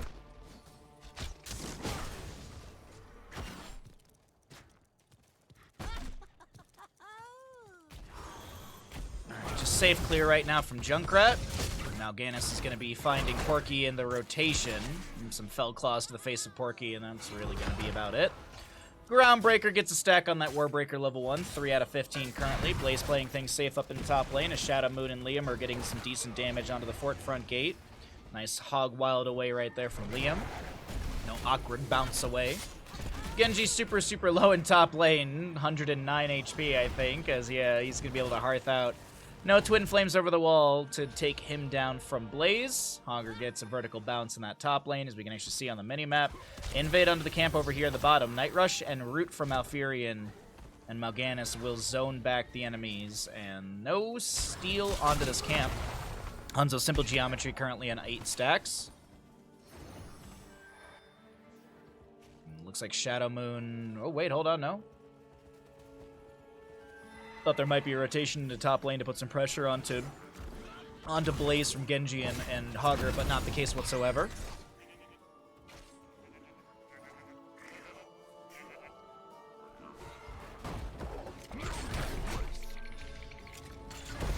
Now you need the game. Yeah, much like Halo, Assassin's Creed was never something I played a ton of or have like crazy nostalgia for, so. Now they're cool looking games, but I probably won't get it. I'll probably watch someone off stream play it or something like that. Weary Day to Hearth out for full mana. We've got Cure in bottom lane clearing things out as Junkrat did push the wave up. Cure just gonna let the towers do most of the work for him.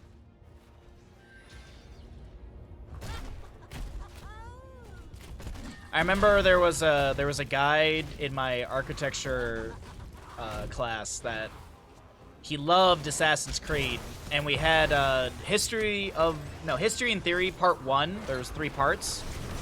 History and Theory Part 1 was quite literally, we would be taught a bunch of buildings, and then the professor would show a slide with 8 buildings, like structures, famous structures and stuff like that. And we would have to write down the name of it, the year it was built, and the architect, and then sometimes give a little bit of a description for extra credit if they offered it. And I remember there was one guy who was super big into Assassin's Creed. We had one section which was on Italy. That dude was done with the test within, like, not even a minute.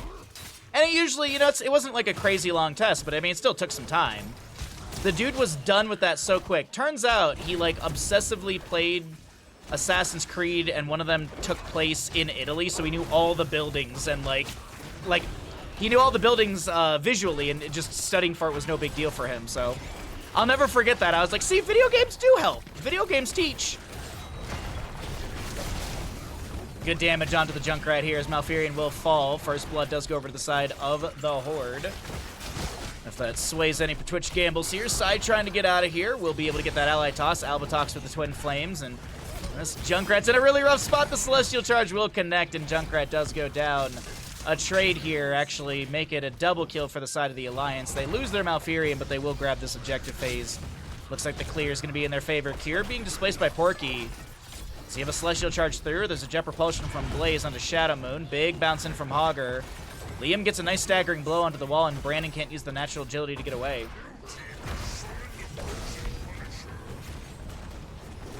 Frozen Punisher up. That actually jumps back into the pit. Let's open up this pit. Liam trying to get away over here on top of the concussion mine. Does get that activation from Junkrat, who's down in bottom lane. Augur gets a beautiful bounce out, and he'll be able to back over towards the fort. Takes the jump from the Punisher, but there's no follow-up damage from the members of the Alliance as they're still working on the fort front gate.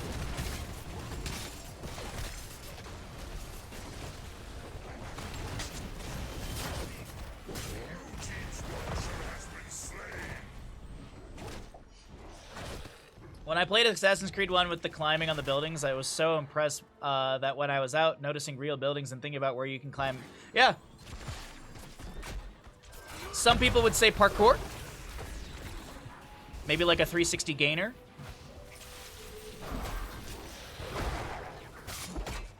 Is it, no, 360 gator? I think it's 360 gator is the line.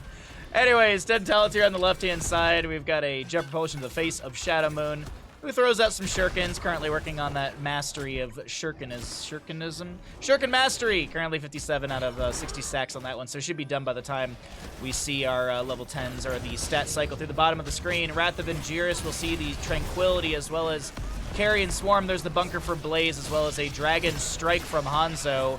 Liam eats a whole lot of damage from those pretzels, trying to get into a better spot. Throws out the Shockwave to try and create a bit more space for his allies to back away. Porky low, so is June. The Riptire from Junkrat doesn't create enough space for June to be able to get away, and the Concussion Mine doesn't get any sort of displacement over the wall.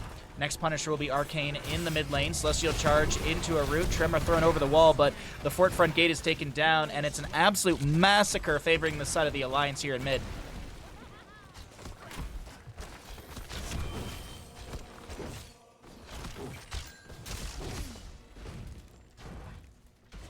How dare you correct me on whether or not it's parkour? How dare you, Polio? How dare you? Maybe you don't know what parkour is, huh? Well, Genji tried to harass there. He's just gonna take a handful of damage and die again. We have mid lane fort completely eradicated. Nicely done. Climbing buildings and running around along rooftops, that's parkour, man.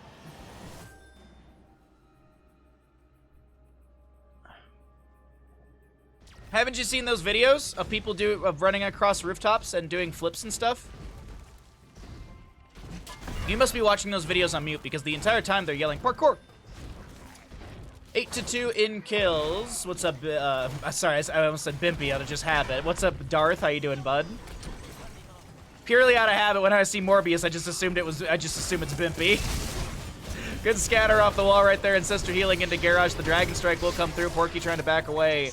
As the Wrath of Angiris has abducted Junkrat, he will fall, and man, this game is all Alliance right now.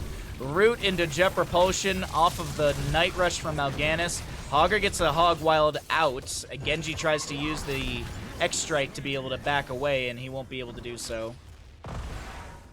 Good to see you, Darth. Hopefully your sleep schedule is being fixed a little bit.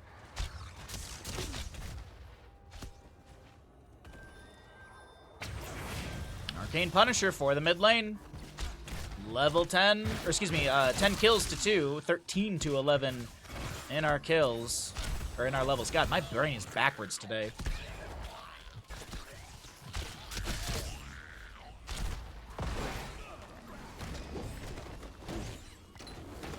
You're on the way to being right? Yeah, it takes, I always find that it takes a little bit for sleep schedules to get fixed. Like, I'm still, like, even though Banshee Cup was on Saturdays and Sundays, it still threw me off. Like, I still got thrown off for so long. Waking up at like 4 a.m. I don't mind it so much. It just throws everything off. So now that I'm back on the consistent stream schedule, things should kind of go back to normal for a bit. And also the upcoming Hanzo Genji Cup. It's a weird name for a tournament, honestly. Hanzo Genji Cup will be on. There's some qualifiers happening. I won't be doing the first qualifier because it's on Memorial Day weekend and I got stuff to do. But I'll probably do the following one on the 8th of June.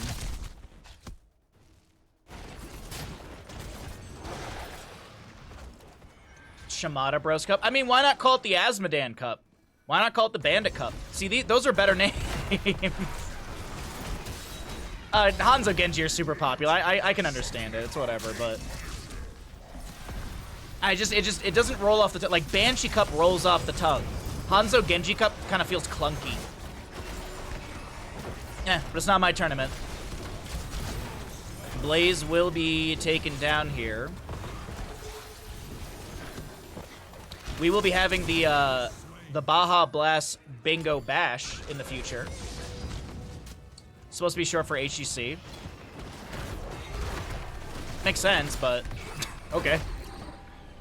I feel like we should be moving on and creating our own stuff instead of just clutching to the nostalgia. I don't know. That's just me though.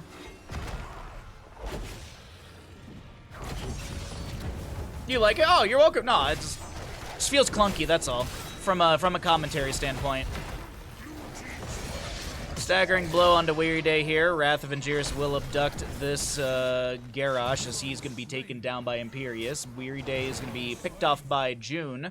Meanwhile, though, in mid, Hanzo will be taken down by his brother, the Swift Strike through onto Cure, who has not a whole lot of mana here. And I think Cure is dead.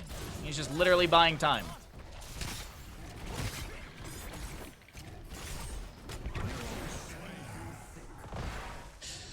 Oh, man. Oh boy. Remember that? Remember that one, chat? Remember that esports team? Who, didn't pay their players?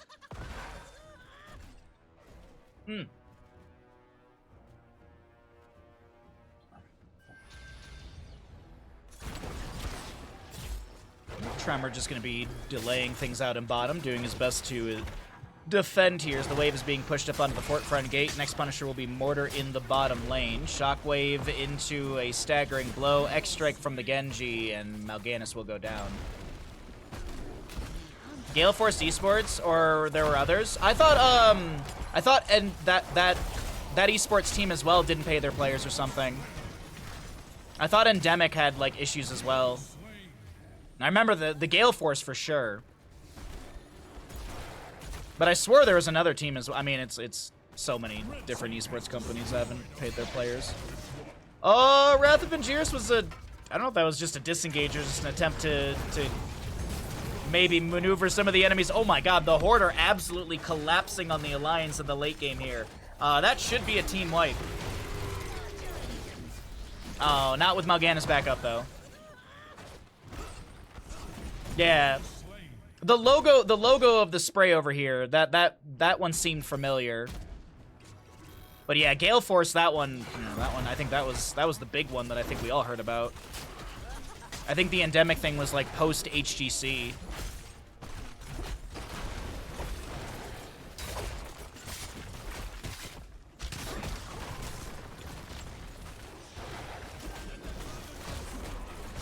Dragon Strike from Hanzo. Zones back some of the enemies here. Junkrat continues to throw. Ooh, that was a really good scatter off the wall. Liam getting chunked right there. Brandon being forced back by the Concussion Mine. Groundbreaker onto Tremor. Full stacks for Garrosh level 1. And what was a resounding and amazing start for the members of the Alliance has been, well, eclipsed by the late game of the Horde.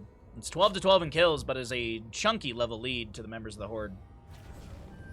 Imperius checking over the wall with the Solarian Flare. We've got a Garrosh set up in the bush, as well as a Steel Trap from Junkrat. It seems. Well, I mean, it's even talent here. Just about every heroic is off cooldown, except for Dragon Strike from Hanzo. Groundbreaker slows down Tremor. Celestial Charge through the wall. There's a cleanse onto Garrosh as the Shockwave comes through. That was Purge, wasn't it? Yeah, Purge is on cooldown. Okay. Hogger looking for the square bounce here. Genji Swift striking away to the low side of the lane. Warlord's challenge from this Garrosh will be activated. Ancestor healing onto him as he's going to be locked in place, and the Dragon Strike comes through and gets so much damage, dealing extra damage at the center of the attack, or the center of the strike, if you will. Sonic Arrow from Hanzo, getting some vision on the north side of the subjective area. 23 to 23 in Skeletal Defenders. But with the Garrosh dead and Hogger moving into mid, this looks like it will be a Alliance camp pickup.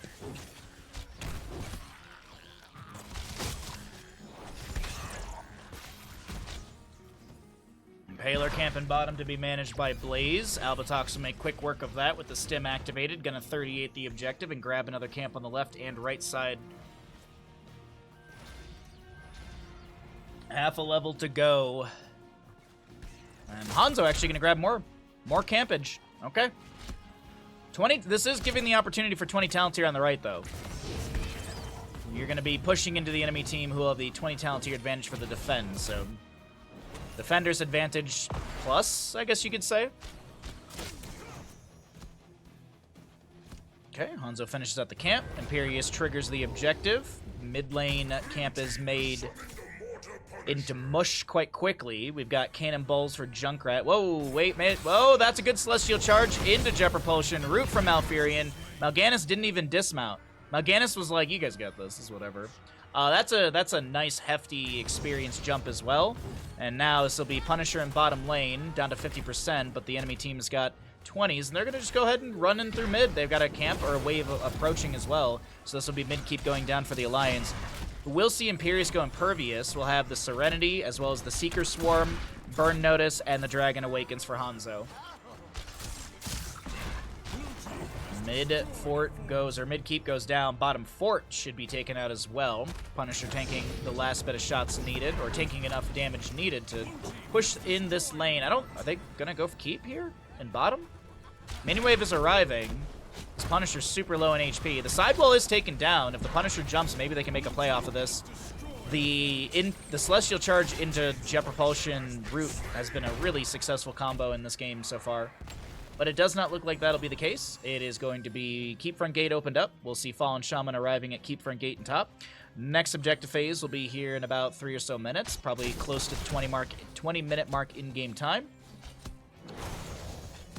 And we'll see where the next objective is. If it's mid lane, that's going to be huge for the side of the Alliance, because if they grab it, they can just run right at the core with this. But it's going to be in the top lane. Going to be Arcane in the top lane. Keep Front Gate is still up and available. Fort would go down if won by the side of the Horde here. Ooh, wait a minute. Porky checks the bush. Wrath of Angier is not connecting. Cure being thrown away. Celestial charges over to his allies. The Dragon Strike from Hanzo creating a bit of space as well. Oil Slick thrown down on the ground, and I think that's the end of this engagement as Junkrat throws out a Steel Trap as well. Sidewall's being taken out. They provide a little bit of vision. That's really about it. No experience gained off of that.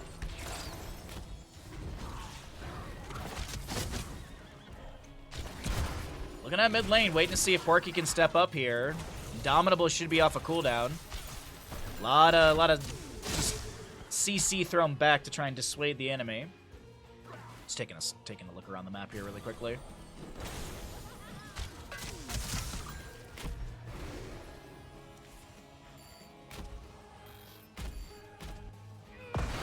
Okay, top lane wave to be cleared out by Hogger. We will have this camp over on the bottom left to be grabbed by the members of the Alliance. And it's 14-2 in kills. They're going to try and push up onto this fort in the top lane for the Horde. Good poke damage. Earth Grasp Totem from Rhaegar to slow down the enemies. Liam takes a little bit of damage from that Dragon Strike. Porky gets a good Warlord's Challenge into the double toss, into the Shockwave. Hanzo and Blaze do go down. Wrath of Angiris will abduct Genji, but he's not really too worried about that. X-Strike and trying to take down Cure on the right side of this engagement. Weary Day has the Tranquility activated. Cure is going to go down to Genji.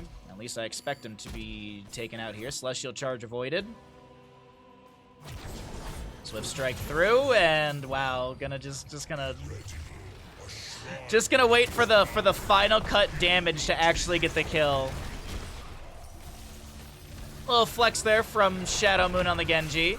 Tremor is also going to be picked off. There is a decent wave in mid and catapults here as well. But I don't think there's too much concern from the Horde right now. Top lane object. Wait, are they literally going to try and end through bottom?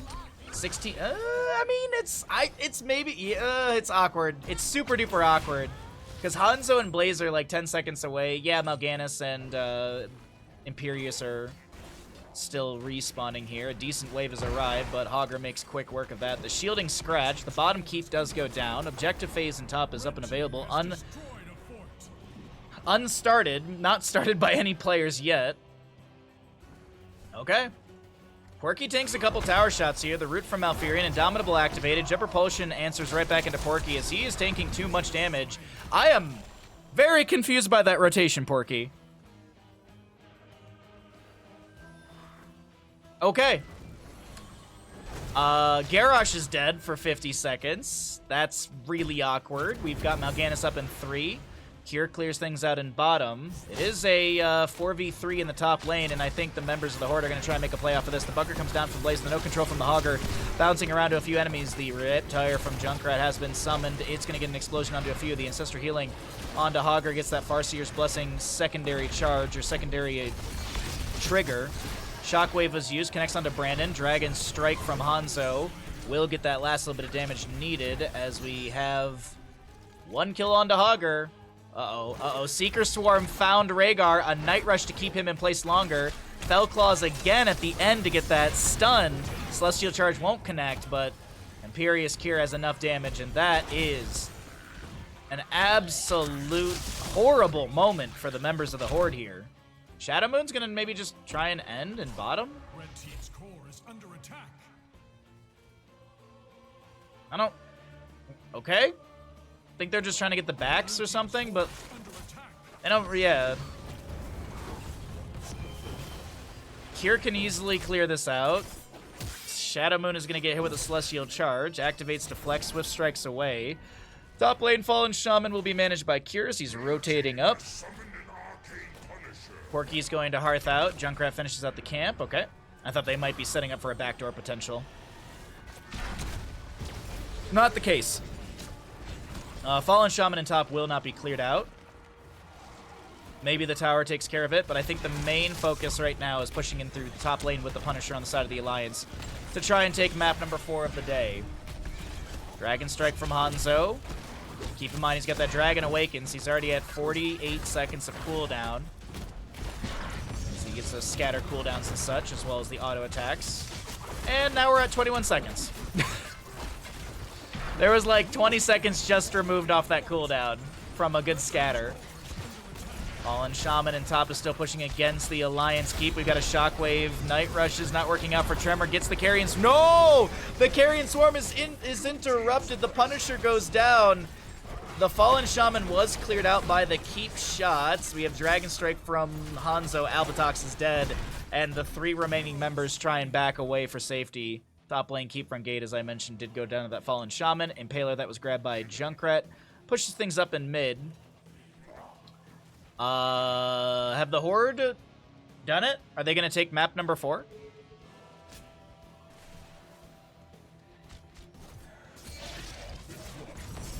Kier misses the Wrath of Angiris, and I think he's going to be missing the rest of his health bar in a second here. Concussion Mine pushes Hanzo further away. And yes, Imperius does go down. This looks like the Horde have turned things around.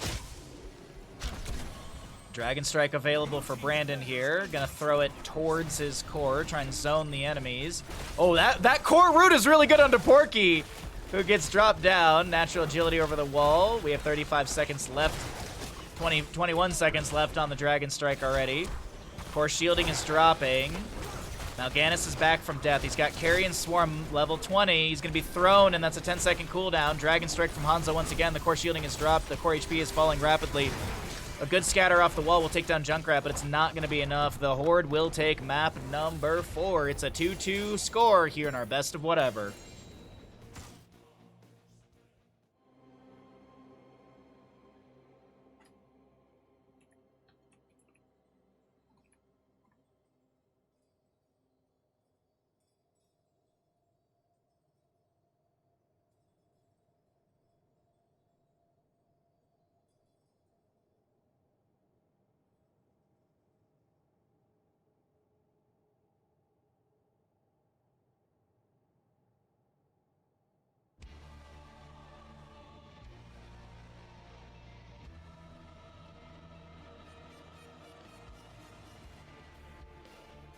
Okay. Payout to the Horde believers. Nicely done. Good job.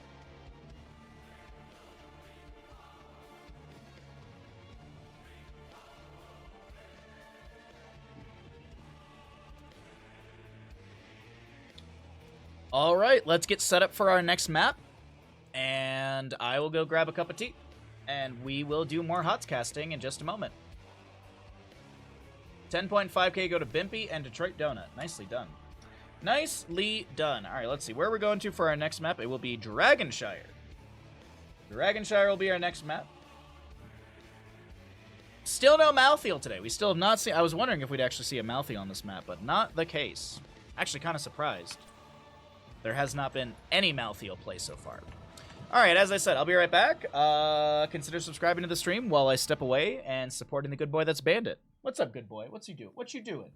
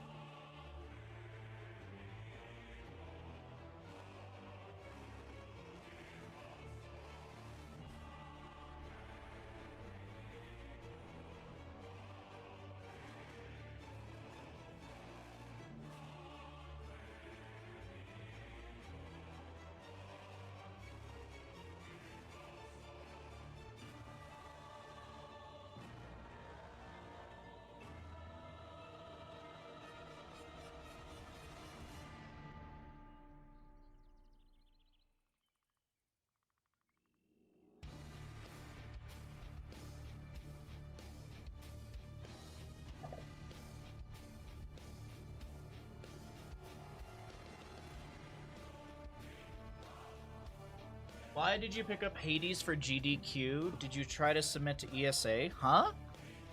What, Detroit Donut? I'm confused by the question. I'm confused.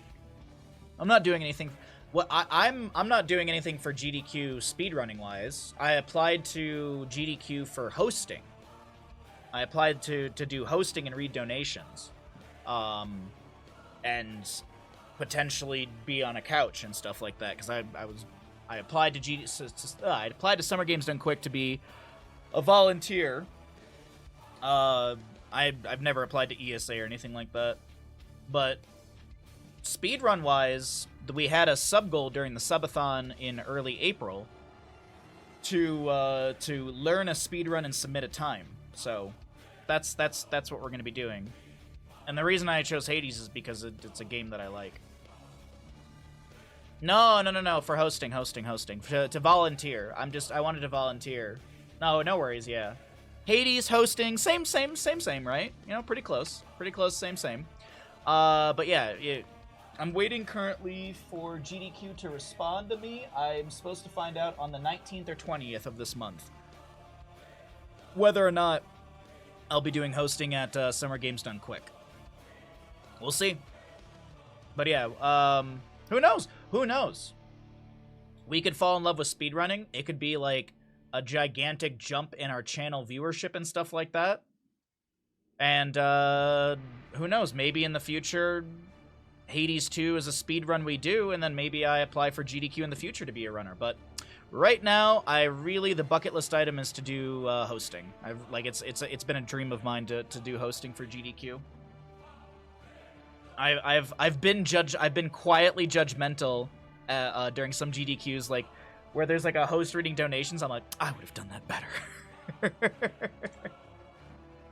All right, let's start up a prediction. Which team wins Dragonshire, Alliance, or Horde?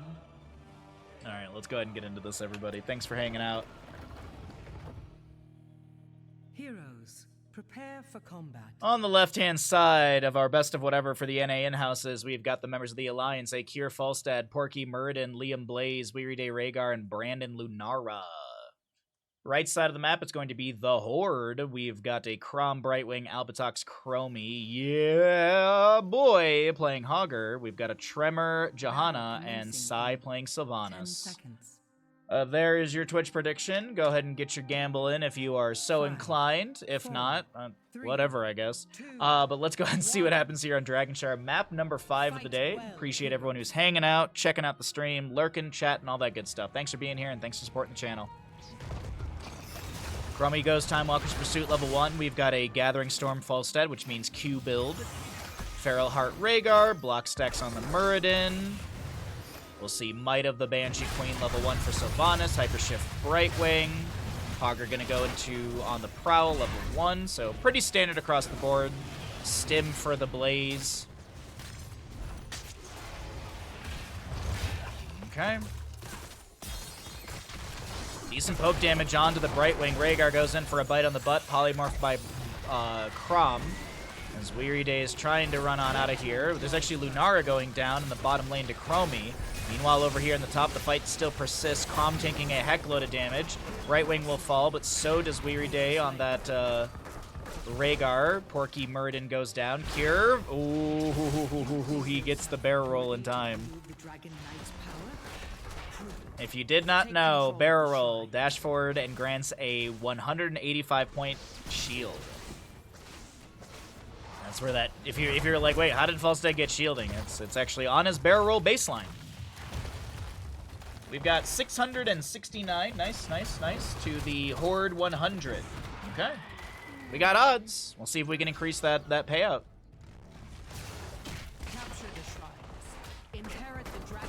All I gotta say is, chat, you know, it's not like Jeff Bezos is gonna announce tomorrow you can go to Wendy's and get a cheeseburger with your channel points. I'm just, you know. You don't need to hoard them like Bandit hoards his toys. Oh, I love Falstad as well. It's like probably top 5 characters I like playing, and Here's the Storm. Definitely top 5 for me. His kit's really cool, mobility's cool, model's cool, skins are cool. Utility on like every single map is wonderful.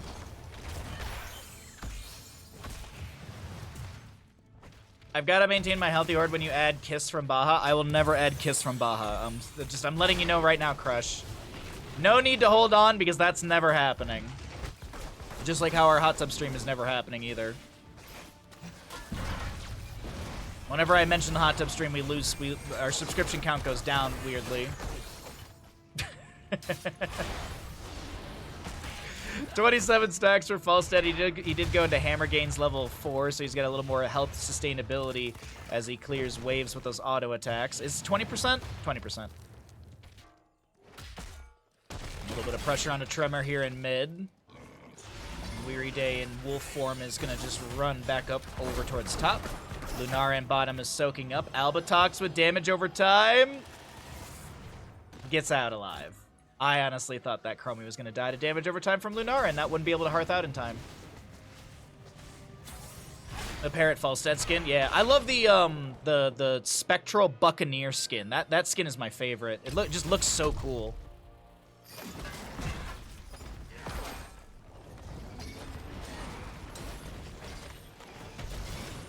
Good damage onto Yeah Boy from Cure. I apologize. In bottom lane, it looks like Sylvanas. Psy was able to take down Porky Muradin. Uh-oh, Brandon. Caught between a Johanna and a Chromie, and I think this will be a dead Lunara as well. It's hunting season, chat.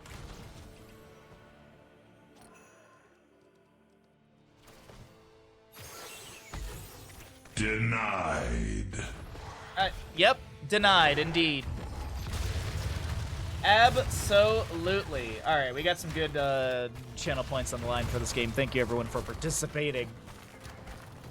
All right, 5-1 in kills favoring the Horde as Porky goes in with the heavy impact level 4 on top of Albatox, who answers back with some damage and kind of just trading health right there. Over in the top lane, Cure with 100 and something HP is able to throw out one hammering and back away. He did go into the the boomerang, not the explosive hammer, but the Boomerang at level 7 for the armor reduction and such. Rhaegar gets the Feral Heart run out. He's got that faster movement speed when he initially jumps into wolf form, runs to top lane, gets a chain heal onto onto Liam. Does have that Earthflame enchantment, but it looks like he won't be living much longer. Rhaegar does go down on the left-hand side, and it just feels absolute awkwardness. Feels so very awkward here in this map number 5 of the day for the side of the Alliance. They're just kind of making a lot of unforced errors as this is cured, just dead. Black Arrow's activated. Polymorph denies the jet propulsion of Liam. He goes back in after being a crab. Porky jumps in. No piercing Stormbolt for him. Hogger with a decent bounce, but Porky's able to round the corner and back off towards his fort front gate. Meanwhile, in the bottom lane, Lunara continues to poke things out as Chromie throws Sam back at the deer. Dryad. Give me 2 seconds to throw out this teabag. Oh, wait, hold on. Murden. He's fine.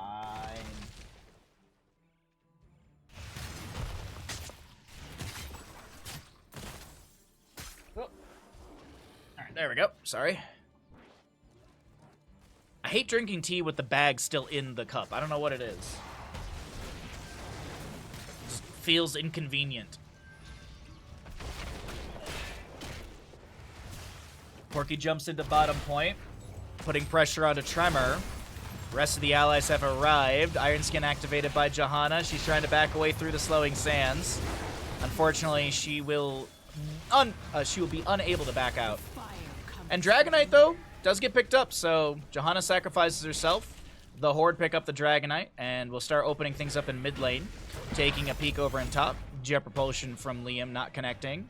He actually was just like, no, I wanted to go to this side of the lane anyways. I just purposefully missed the jet propulsion.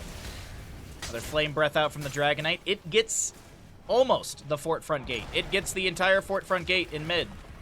A 6-minute Dragonite. Not a lot achieved right there. Short distance Hortipult from the Hogger. He gets a bounce through. Bunker from Blaze is activated. Black Arrows from Sylvanas. And Liam will not be taken down in top lane. Okay, he hearts out. Dragonite expires.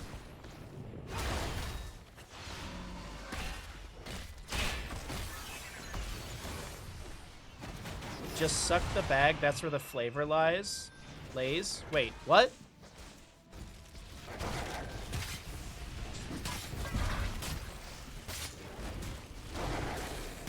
I'm so confused by that statement.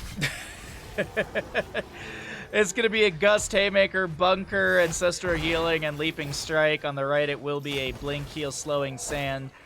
Hortipult for the Hogger, a Bless Shield Johanna, Falset flying down to bottom lane. We also have the Wailing Arrow from Sylvanas, but looks like this camp will not be having any sort of contest.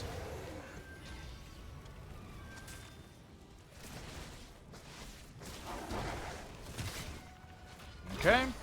Stormbolt onto Chromie. Albatox taps well. And continues to throw out some damage onto the minion wave that is pushing in. Tremor with some shield glares as well. Peeking into top really quickly. It's a wave being pushed up by Sai and Hogger.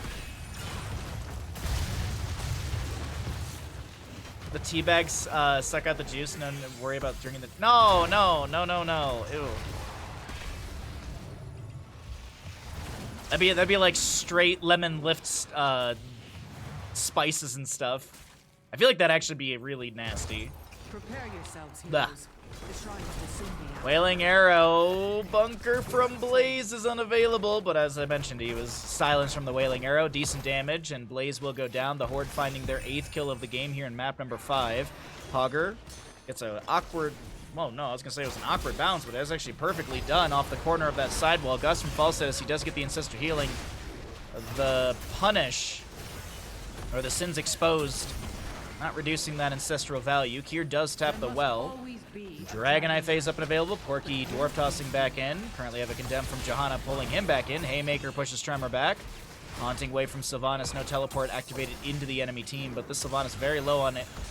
Very low on mana. Hogger cancels his bounce early right there. It was kind of getting awkward.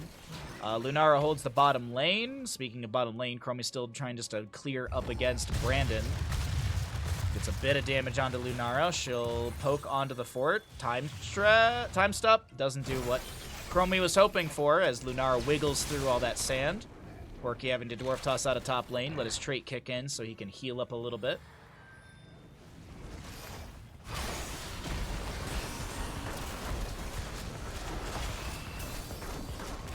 Good bounce from Hogger. Trying to chase down onto Porky with that Hortipult, and Brightwing. Magic Spit range increase finds that last auto needed to take down the Dwarf King. Muradin will fall, and bottom lane fort is very low. Bless Shield from Johanna being thrown out there. No connection onto Lunara as she backs away. What's up, Last? Good to see you. I feel like Blaze is often a very bullyable solo laner. He never seems to outright win versus other strong bruisers.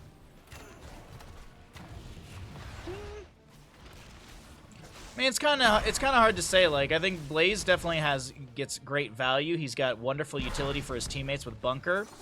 We saw in the last game with the Jet Propulsion combo with the Imperius as well as Malfurion. It was a wonderful kind of 1-2 punch. I think Blaze holds his own really, really well. Of course, I mean, it's going to be every player is going to utilize him a little different, but I think Liam's Blaze is absolutely fantastic of an example of a, you know, quality Blaze player. But Liam in general is just a very, very good solo laner. As the kids would say, he's cracked.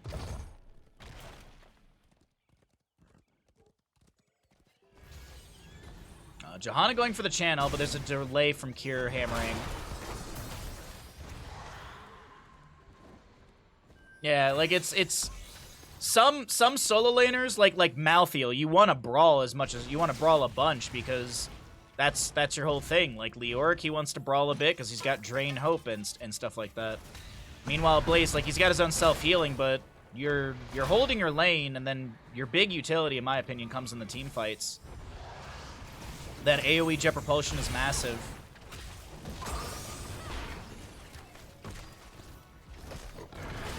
I mean, it's like main tanks as well. I mean, there's main tanks that are more defensive and they kind of hold the ground, whereas you have like dive heavy tanks like Diablo and Anubarak who, you know, they're gonna initiate things. Like Muradin and Johanna, they can absolutely initiate. You just saw, you know, Dwarf Toss in Stormbolt. Blue team has destroyed. But usually it's, you know, some sort of like grouped up walk in condemn. It's not this explosive dive all of a sudden from Johanna. Maybe you see a Bless Shield and then the range assassins are diving in. Or you see like Hogger using Hortipult or something like that, but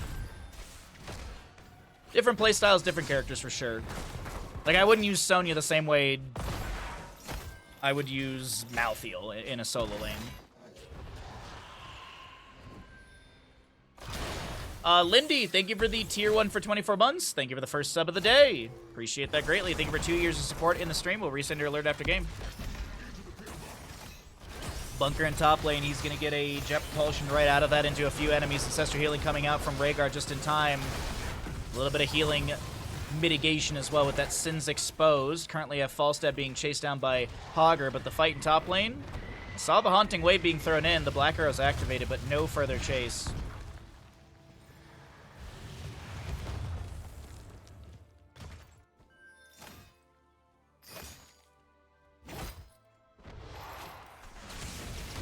Hammering out from Falstad. Oh, okay. I apologize. Chromie goes down to the Muradin. In top? Wait, where the hell is Muradin? Oh, no. Muradin died to Chromie. I was just like, wait a minute. What? I can't find Muradin on the minimap because I read the thing wrong. Anyways, top fort does go down to the Horde. As it's 2-10 in kills, the Alliance, Brandon, pushing things up in bottom lane, creating potential win condition for the Alliance in map number 5 of the day. This is also going to be 96 stacks on Falstad. God dang. 13.5 minutes in. Mid-fort is going to be absolutely taken down here. Good hammering over the wall from Falstad. Gust as well. Creates a bit of space for that bunker for Blaze. Liam now trying to chase in. Maybe looking for a Jet Propulsion hit. Hammering into the bush, checks and finds the Hogger. Cure barrel rolls away for safety. He's got that Flow Rider as well as the Ares Gust synergy 13-16. So as long as he's not taking damage, he's got those wind lines. He's got some great cooldown reduction on that basic ability, on his basic abilities. Stormbolt, hammering, nice haymaker. Cure barrel rolls away as the phase shift will come through as well. Blaze gets the top lane camp.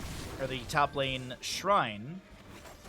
20 talent here, half a level to go for the Horde here. Stormbolt from Porky not connecting. Sai, the Sylvanas, looking for maybe a flank, but decides better of it and moves into mid lane. Lunara here, poking onto the wave, poking onto the Hogger. He gets bounced through the bush and kind of stuck there. Siege camp on the left, a minute and a half away. 2.5 minutes on the right. Bruiser camp over here, 55 seconds. Knights over on the right, or the Bruiser camp over here is up and available. Bottom lane camp is 2 minutes 45 away, and the 20 talents here. Well, the members of the Horde are going to wait for this to float on in for them. Flow on in. The experience will surely be grabbed by the Horde, and they'll have their 20 Talentiers. Chromie already got a level 20 with the Piercing Sands, Radiating Faith, Bolt of the Storm. We have the Secret Stash for Hogger. Every 2 seconds, Hortipult's Loot Horde randomly launches Easy Throw Dynamite, prioritizing nearby enemy heroes. Every 5 seconds, it also launches a chunk of meat towards Hogger. Invisible Friends will be the pickup for the Brightwing, as we have a quarter of a level to go for 20s on the side of the Alliance, who have turtled up waiting for these waves to crash into them. Blaze, Liam, full HP and mana, just fake Hearthing in top. There will not be Dragonite Channel. Liam got onto the point in time. There's going to be the Hortipult in from the Hogger. Liam just trying to create a window here. Sylvanas is anchoring for the Johanna, and this will be Dragonite to the side of the Horde, who are now looking to push in through bottom lane, take down that fort. 108 stacks on our Falstead right now as the Black Arrows from Sylvanas lock down the bottom fort. Some Hammerings go out as well, now up to 111 stacks, but the Dragonite, Flame Breaths and such will be able to take down this fort. Kier gets a bit of free stackage, as I mentioned, that level 13-16 synergy for that cooldown reduction on basic abilities. We have Wind Tunnel. Muradin's going to go into the Hardened Shield. That's going to be 75 armor for 4 seconds, 60-second cooldown. Burn Notice for the Blaze. Ancestor Healing, Farseer's Blessing upgrade, and the Boundless Stride for Lunara. As she leaping strikes through the Dragonite to avoid the kick. And the Boundless Stride allows you to have the stacks back, but you can also leap to allies. Right wing, Wind Tunneled, can't blink away. Had 2 charges available, but no target available, I guess. Haunting Wave from Sylvanas. Now Kier getting the Hammerrain thrown back into the enemy. Haunting Wave continues through the camp as he barrel rolls and looks for some decent damage. Nice staggering blow from Hogger. The Wailing Arrow thrown backwards, and Sylvanas will take down Falstead. Chromie does go down to Lunara. Haunting Wave in. There's a Sins Exposed. Healing reduction. Ancestor Healing still getting that secondary splash. Now the Alliance chasing in. Good leaping strikes, and that is the Horde hemorrhaging 3 members. This is a pretty good siege through bottom lane. Liam was going to go for Siege Giants, but I think they're calling to end. Bunker's up in 40 seconds. No wave available, so they're going to have to share the pain of this fort, or this keep. There's a totem to tank a few shots. I wouldn't be surprised if Brandon summons the Wisp as well. It might have actually tanked a few shots already. Hogger with a bounce around. Bottom keep is going down, but Brightwing's death timer is not too long. Minion Wave is still pushing in. The bottom keep is taken down. Thunderclap auto attack, and Porky Dwarf tosses out. Okay, no call for core, but they do get the keep. I'm sorry, Hogger, what? Phase Shift from Brightwing does come through in time. The Haymaker might have saved actually right there. That's a decent Stormbolt onto Crom. Muradin goes in, and he will be able to set up the kill onto Brightwing. Leaping strikes onto the Sylvanas as well. And now Kier barrel rolling onto Hogger, gets a small bounce off the side of the ruins of that mid fort and allows Yeah Boy to back away. But with the double kill, it now seems like the members of the Alliance are calling to end game number 5. Another chance to prove yourself worthy. Do not stop. 44 on Brightwing, 45 on Sylvanas. Brandon gets chunked to 50%. Weary Day with a quick heal. It's a Chromie Johanna Hogger defense against all 5 members of the Alliance here. Muradin, Dwarf tosses in, lands the Stormbolt, but Hogger's already got the bounce active for the Unstoppable. Gets a really good weird bounce off of his own Loot Horde. There's going to be the Ancestor Healing in time from the Rhaegar, and I can't believe it. Hogger's the one to go down. The Slowing Sands from Chromie is active. The Wind Tunnel from Falstead pushing Albatox away. Core defenses do lock down Kier for a moment, but I do believe with the damage available, this is going to be map number 5 over to the Alliance. GG, well played. Payout to the Alliance believers.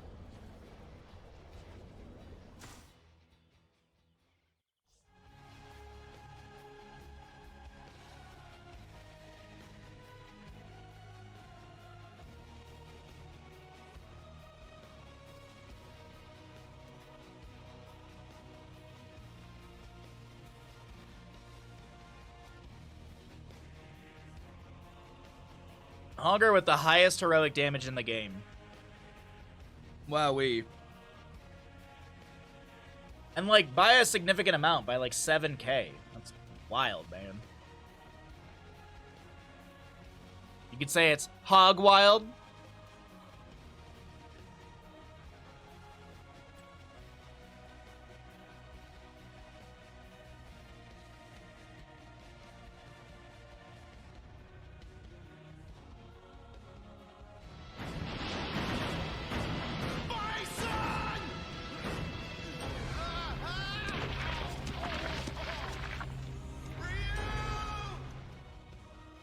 Alright, no message. Thank you again, Lindy, for the tier 1 for 24 months. Twitch chat said yesterday that every day is going to be better than the day before.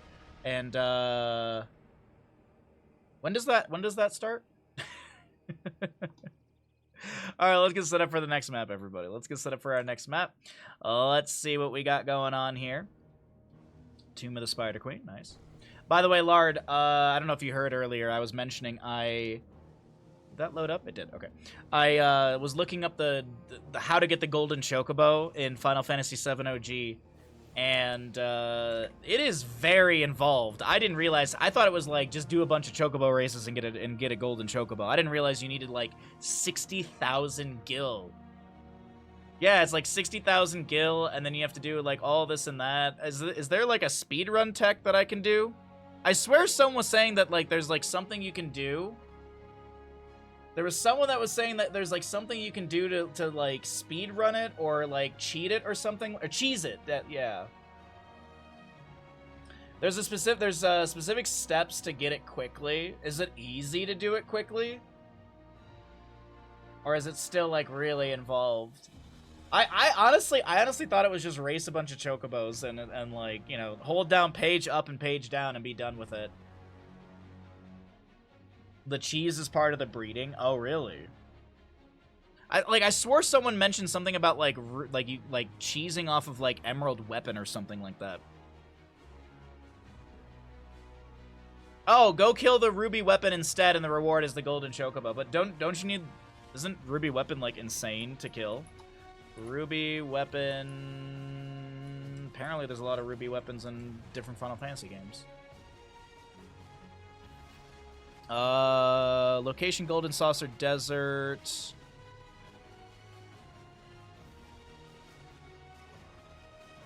It has 800,000 HP.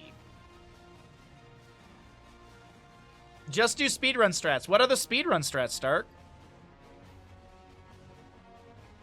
You'd rather make a golden chocobo?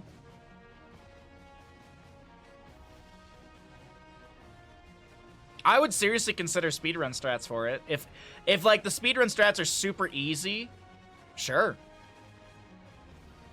There's a glitch that makes the battle not end even after Ruby Weapon is defeated. In this situation, the only way to get outside is to... Okay, no.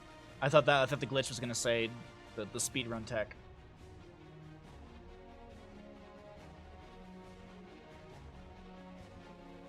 $800,000 HP. That is not easy.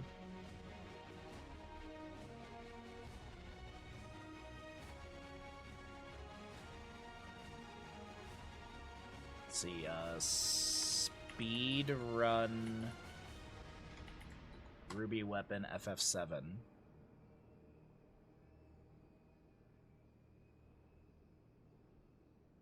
A YouTube video titled "FF7 Ruby Weapon Speedrun Strategy" explains how to use the Ruby Weapon in 100% speedruns of Final Fantasy VII. The video states the battle and setup is very fast, taking 2 minutes and no grinding required. The video also suggests that the order of ultimate emerald and ruby weapons yield the shortest cumulative battle setup time. Huh?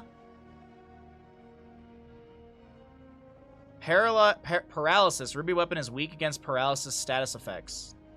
Use hero drink items to kill ruby weapon using powerful limit breaks.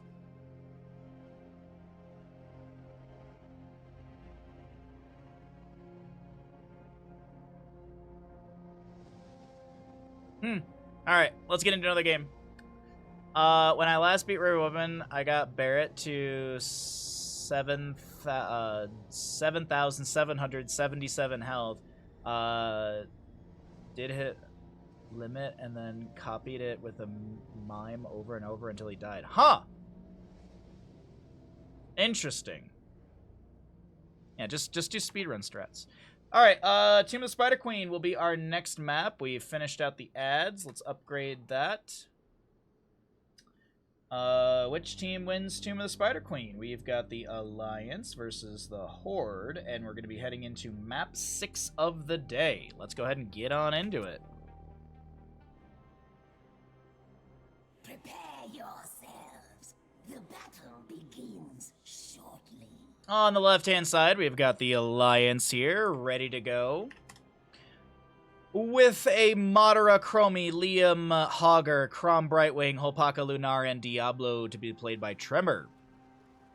On the right-hand side for the Horde, it will be a Kier Hanzo, Weary Day Deckard, Porky Garrosh, Maiev played by Sai. And we got a yeah boy playing Leorc for the side of the Horde. Twitch predictions up and available if you'd like to make a prediction on this map number 6 of the day. Is it going to be an Alliance victory? Will it be a Horde victory? We are here in a best of whatever. And we'll see who's going to take this map. I really hope that it's a Horde victory, just because then we'd have an even 3-3 score going into the next map, which would be really fun. But we'll see what happens.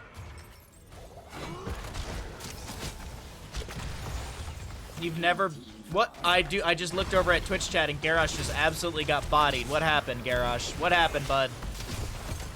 First blood does go over to the side of the Alliance here. Nice initiation. Tremor goes in with a Shadow Charge. Overpower onto Cure. Umbra Bind pulling a few enemies around, but no setup into a counter kill from the side of the Horde. To this day, I've never beaten him legit. So tedious.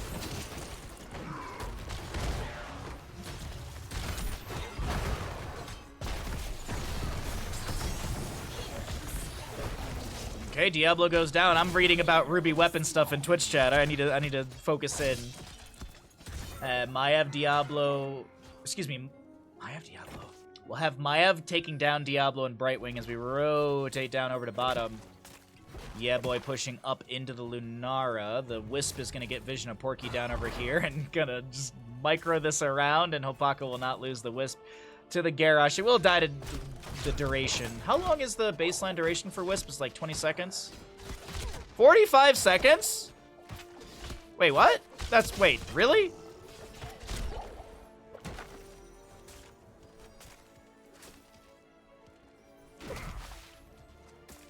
I didn't think it was that long. That's crazy.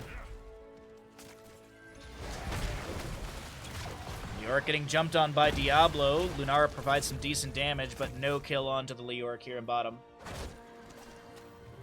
We got 690 on the Alliance, nothing on the Horde, even though the Horde has 2 kills already here in map number 6 of the day. Explosive Arrow level 4 for the Hanzo. He's got Simple Geometry level 1. We didn't talk about some of those level 1s, as it will be a Sapphire Deckard Cain, increasing the slow from 35% to 65%, as it's a 30% buff.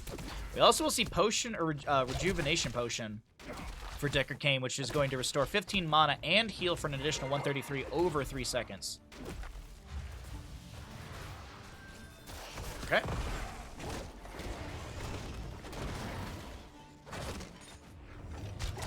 Little Time Walker's Pursuit, getting some vision here in mid lane for Chromie. Does have that extra 4 seconds of reveal after the initial 4 seconds. 4 hero drinks on Cloud, spammed elixirs, and then I felt like Omni Slash was doing just a few thousand per cast. Child me didn't have the patience. Dude, Ruby Weapon's got 800,000 HP. That is just, ugh, that's so much. That's so much to go through.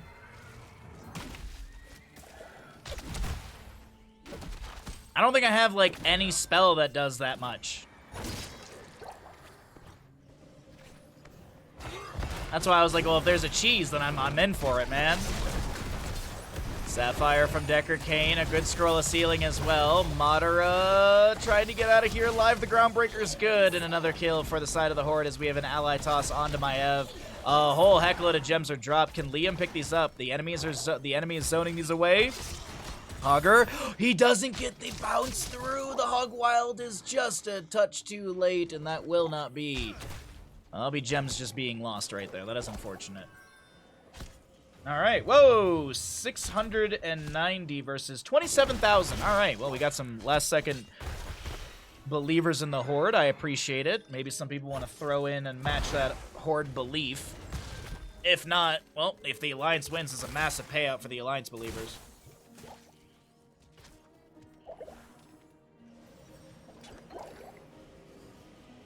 You can break the damage limit with Vincent or Barret, then I believe you can one-shot Ruby Weapon. Okay, alright. Now I just need to know how to break the damage limit. Though I think it would take many hours to set up. Ah. Yeah, if it would take many hours to set up, I might as well actually go through the entire breeding process of Chocobos, huh? Kill onto Chromie as the Red Web Weavers will descend. Tremor trying to back away. Leoric has the Drain Hope onto him. The Fan of Knives coming out from Maiev, and she finds the double kill as Sai backs away from Brightwing. No kill onto this Maiev. Meanwhile, in the top lane, a staggering blow from Liam is going to be answered by a Groundbreaker of Garrosh. Liam going to be looking for a bounce here. Porky's kind of wise to it. Going to try and get out through that corridor, but it doesn't work out, and I think Liam is just dead.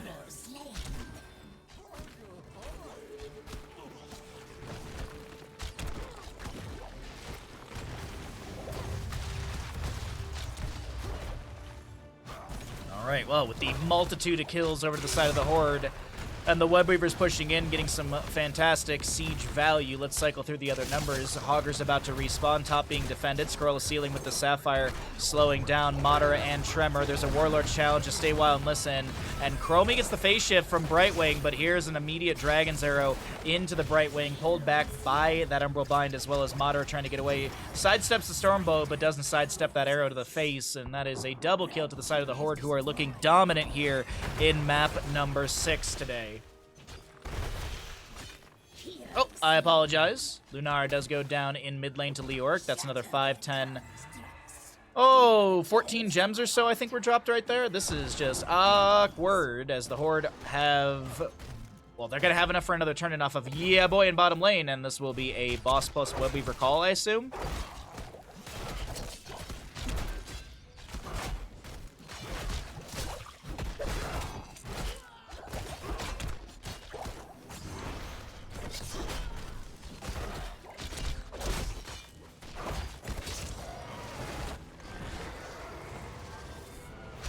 Vincent's ultimate weapon gets stronger based on how many enemies he's last hit. I don't even think I have Vincent's last weapon, though. And that, yeah, that would take a while. I mean, I guess I could go to that one mine area and where I was spamming kills for limit breaks. We could actually go and spam we could actually go into that cave and spam again and try and get limit breaks for a bunch of other people. Except for Aerith. I mean Lard, because Lard's dead.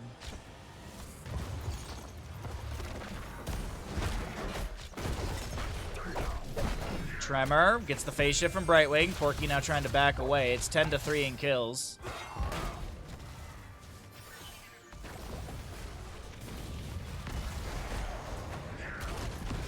Shadow Charge into a Apocalypse Shockwave, but the Decker Cane's got a stay while and listen. Hogger doesn't get a good bounce into Garrosh, and Porky's able to meander out of this fight. Containment Disc on to Diablo. He's stopped for a moment here. Garrosh goes right back in, gets the toss. Spirit of Vengeance reactivated with the Umbral Bind inside the Scroll of Ceiling. Maiev does go down, the Alliance finding a later game kill. Temporal Loop into Porky. And it looks like he's kind of wiggle away through that sand. Does not lose the Garrosh here. Another enemy toss, Warlord challenge as well. Scroll of Ceiling from the Haradric Cube from Decker Kane going out right there. Diablo Soul's consumed. A very low Leoric gets an Entomb onto Hopaka. As this is a Thornwood Vine Lunara. Yeah boy gets the ally toss out. Brightwing is able to blink away. There's a toss onto Liam. Man, just toss after toss after toss for Porky. How much earned AP is on the materia equipped to the weapon? But you essentially need several maxed out Knights of the Round with Quadra Magic equipped. Ah! So fun in theory, but not realistic for someone's sanity. Yeah. Well, I mean, at that point, if I have the Knights of the Round, I don't really need to kill Ruby Weapon, do I?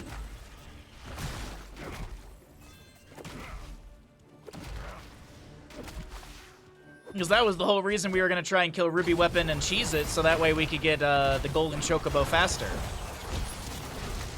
Stay a while and listen. Does connect onto 2. They're immediately woken up inside that Entomb. There will be Hopaka, Lunara, and I think she will go down. I thought the Maiev was going to get picked off right there, but not the case.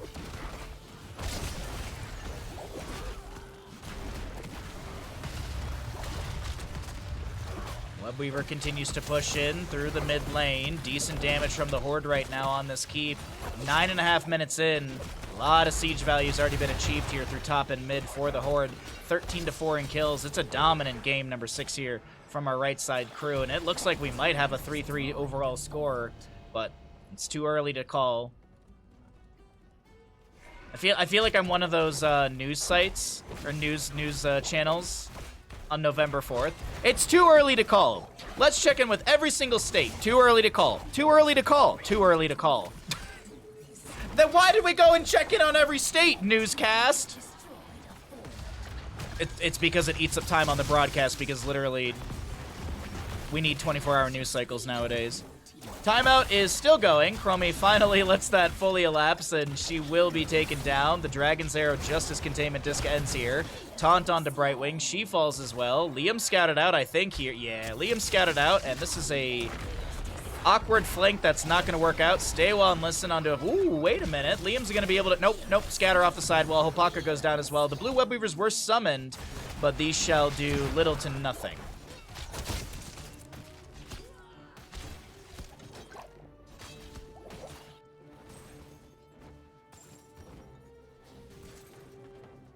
(17-4 in kills. Like, man, my gosh, what a ridiculously one-sided game here. Where are my stats?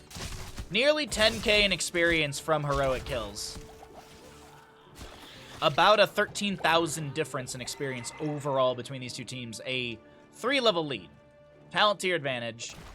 Leor clears out top lane wave. Boss is up in 14 seconds. Red Webweavers can be summoned. That boss timer should kind of time out just about the same as the egg spawn, the clutch, I guess. A little bit faster.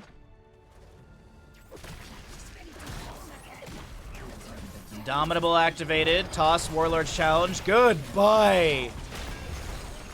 That is an absolute annihilation onto Hogger. Entomb onto Diablo. He activates the Apocalypse, trying to make something happen. The Dragon's Arrow goes wide from Hanzo, but it's still a Hogger kill. Talent tier advantage to the right-hand side. I really don't think the Alliance wants to keep fighting this, but I'm wrong in that as they keep advancing forward into the Horde, and this is a little nerve-wracking.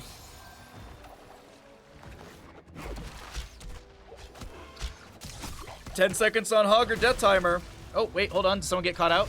Sai gets the ally toss out in time. Potion comes through from Deckard as well.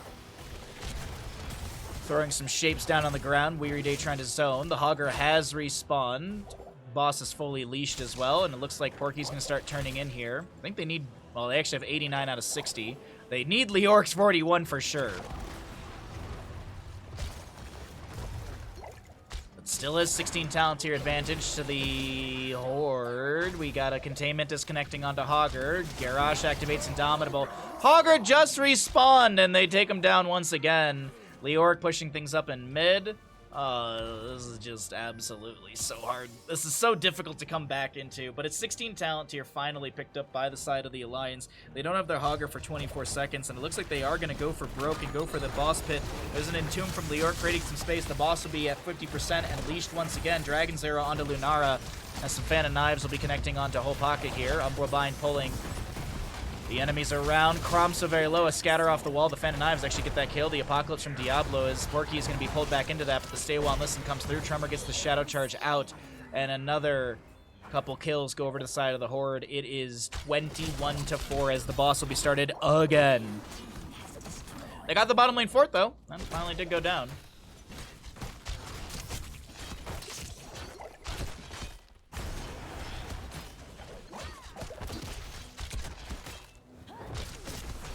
All right, Leoric gets those 44 turned in. Well, he gets not everything, but he gets a good chunk of those gems turned in.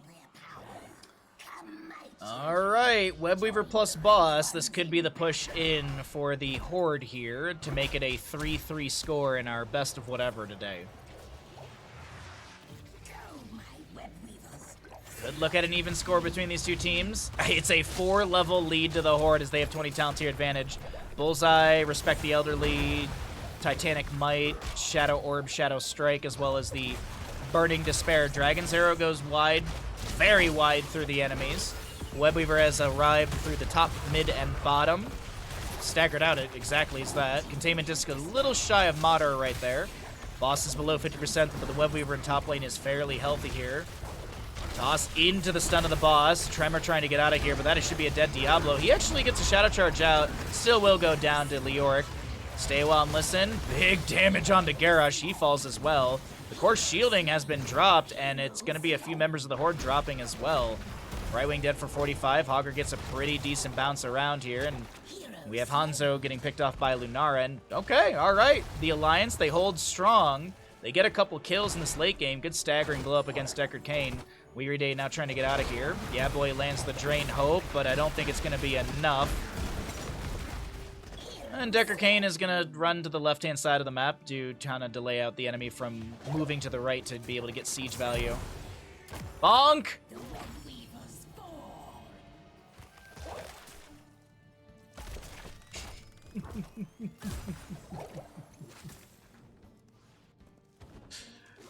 Gotta be careful, that old man. He's got another bonk staff.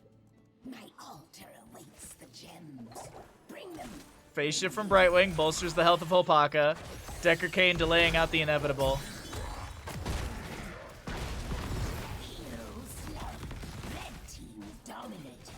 Team kill!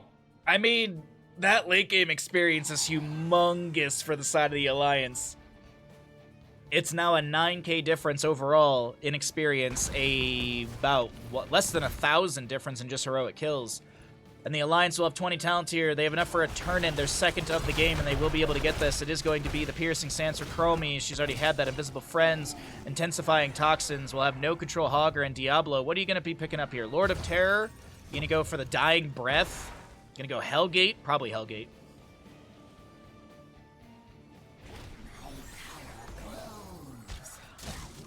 Nine to 23 in kills. It is going to be the Hellgate for Diablo. What's up, Ektar? Good to see you today, bud.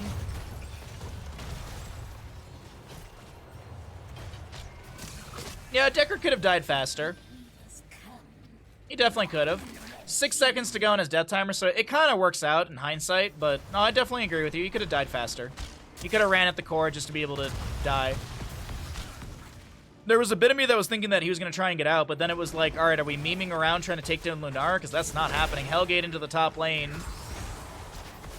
Maev is absolutely unable to play the video game right now. I think she threw out a containment disc. She did it. Connected onto Diablo. That auto-activates. Top lane fort has gone down. Mid lane being pushed out by Hanzo. And I think that fort did go down as well. Top lane keep front gate being shredded before the Webweaver even arrives.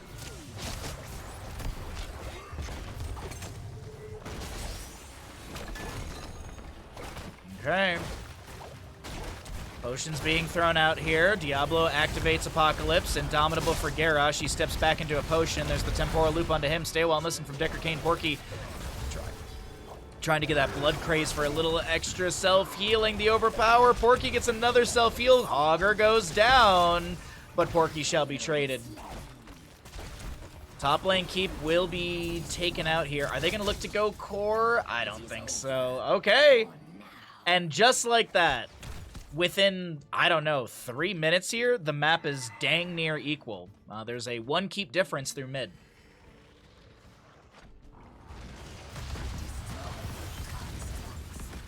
$40 seconds on Garrosh's death timer. 22 out of 60 needed for the Alliance, 17 out of 65 for the Horde.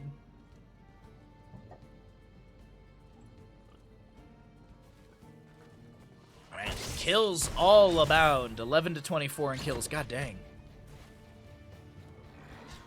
Multiple kills per minute at this rate. Temporal loop onto Leoric. He's trying to get out of this alive, but that's not happening. Picked off in the bottom lane for pushing out a little too far. And that is just unfortunate. Boss is up and available. Hogger has respawned as well. Maybe see a boss call. Garrosh has respawned into the map, but of course, Leoric. He can cheat death. He can respawn in the battleground. Scatter from Hanzo to scout out the enemy. Time Walker's pursuit from Chromie. Scouted out on the right-hand side. Saw where Kier was. Ancient Blessings activated. Apocalypse as well from the Diablo comes through. Dragon's Arrow from Hanzo. They're just trying to back away slowly. Hellgate from Diablo to close the distance. Sai with another Vault of the Warden. Groundbreaker. Shockwave from Hogger not connecting. Decker Kane throws out that Emerald for some healing reduction. He's going to be pulled and maybe picked apart. Yeah, boy, has respawned. Diablo now displaced, and maybe Hopaka is going to be taken down. Any sort of counter kill onto Weary Day. The no control from Hogger bouncing around to a lot of enemies. Is there a self-cast potion? Yes, there is. There's going to be enough. Wraith walk out from Leoric, and he does manage to back away. One kill into the Lunara. As we're kind of playing catch with dad right now, we're going from one side of the map to the other. Spirit of Vengeance, just getting some vision. What's up? Can confirm it's easy to int as Leo late game. Can confirm it's easy to int as Lebut late game. Ah, perfectly said, Butspot. Entomb from Leoric. Madara throws down a time trap. Immediately stunned out by Hanzo's Sonic Arrow. We've got a Fire Stomp out from Diablo as well. Big damage into the Brightwing and the Lunar and the Chromie, excuse me. Diablo goes down. Souls expended. 5, 10, 15. That's a lot of gems that were just dropped right there. Looks like the bank has been broken as Liam tries to back away on Hogger. Dragon Strike is going to be denied by a Hog Wild Out. No Sonic Arrow connection, but I think this is the Horde moving in towards core. We have a Lunara just now respawning. Can they end here? Diablo gets the Apocalypse activated. There's a Stay a While and Listen. Hogger thrown into the Stay a While and Listen. Respect the Elderly getting some value. Healing reduction on a Tremor with that Emerald. And Hopaka poking out here. Groundbreaker doesn't connect, but there is going to be enough damage to take her down. Team kill! 31 to 12 in kills, 21 minutes in. What an absolute bloodbath here on Tomb of the Spider Queen. Ladies and gentlemen, it's a 3-3 score in today's best of 7. Oh, wrong button, Chris.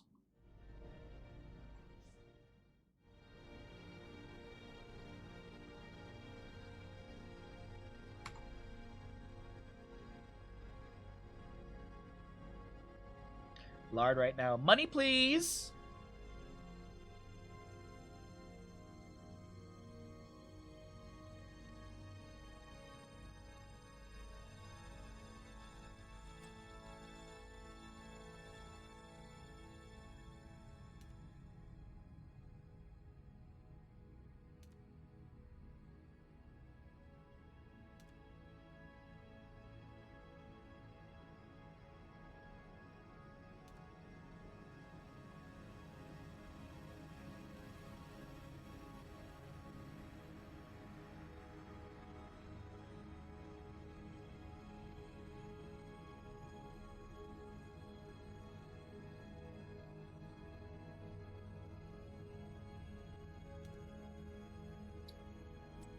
Alrighty, everybody. Let's get into game number 7. Our best of 7 series. You love to see it. Alright, you love to see it.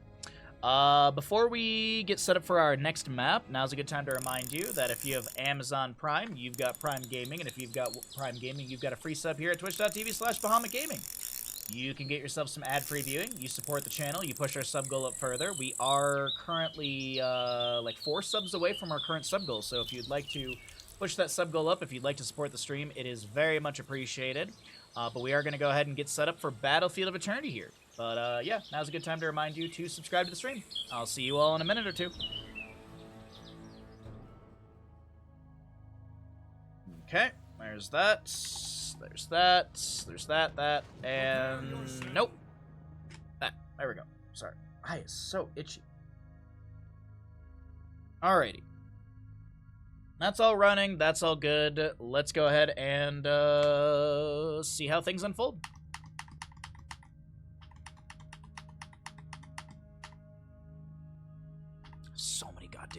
files in this download folder. Okay. Alrighty. We also have bid 9 going on right now. Next month we are going to be doing a Bahamut giveaway. We're actually going to be starting that at the end of this month, so all subs will be going into that. Itchy, you have allergies. Those trees behind you probably aren't doing any favors. No, not at all. Neither does my dog. I'm allergic to my own dog as well. But I don't care about that. I do not mind putting up with the allergies for my puppy. So, yep. Oh, pine pollen season is like right around the corner. It's about to be rough out here.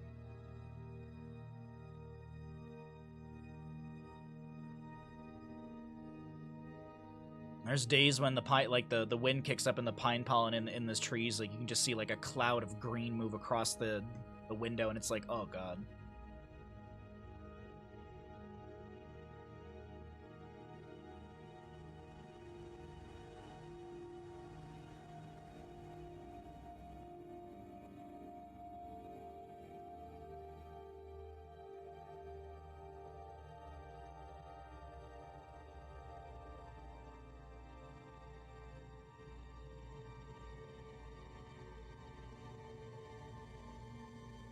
I feel like people are already upset about the new Assassin's Creed trailer.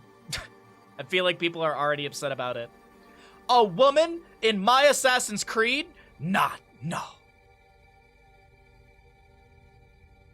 No, impossible.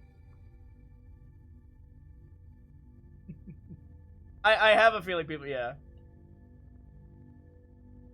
When aren't people upset? You know, that's a really good point. That's a really, really good point. Probably when they're subscribed to this stream. That's probably when people are the least upset. That's probably, that's what I would say. That would be my prediction on that one. Alrighty. We got a few more minutes of ads, and then we'll get going into our next map. Map number 7 in a best of 7. We'll see who's going to win this, this game. Should be a good one. Alright, that's just about good. But look at Stellar Blade. Yeah, there was no discourse over Stellar Blade. None at all. They made my sexy wife... They made my sexy anime wife slightly less sexy. Time to go review bomb. Time to go review bomb because I got slightly upset.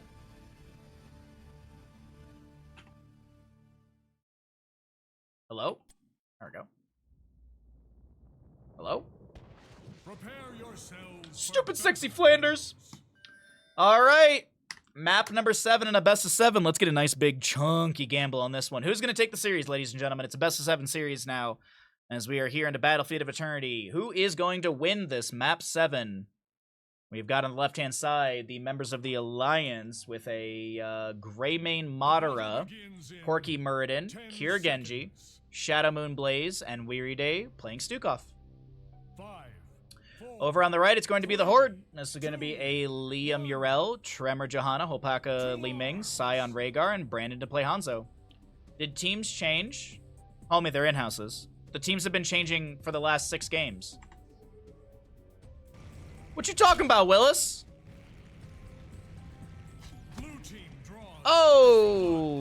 Okay, Blaze Genji find first blood in the top lane. First blood over to the Alliance in map number 7.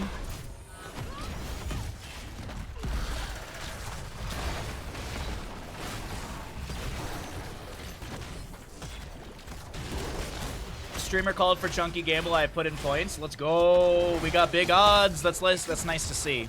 You love to see big, nice odds. Show me your big, nice odds, chat. What's up, Saddlebird? You're just in time for map 7.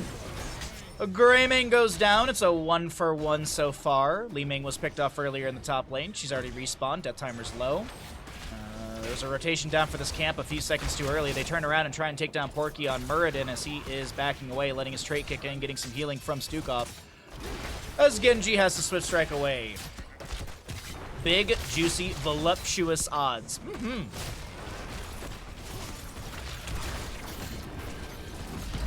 Jet Propulsion says hello to Brandon here in the flank position. Shadow Moon trying to jump in here as well. Lurking Arm from Stukov is just infinitely being charged. Well, he actually canceled it early right there. Liam jumps on the point. Rhaegar and Rhaegar and Johanna do go down. Yrel trying to get out of here. Cure pushed back again by a Righteous Hammer. Avenging Wrath out by Liam here. Oh, Lurking Arm is pretty good. Genji dives in, and the deflect will come through. Yrel will fall. What are your chat? What is your opinion on jokes on license plates? If you don't, like, if it's a one-time fee to do it, sure. I think in, like, the state of Michigan, like, you pay a little bit more one time. But I think in California, for custom plates, you pay annually for it, which I don't find is worth it. So it really just depends on, like, if you have to pay more or not. Because I think it's, like, $50 more a year to have a custom license plate in California. But I think in Michigan, I think it's like a one-time fee when you make the license plate. I think that's it. Shall return before long, heroes.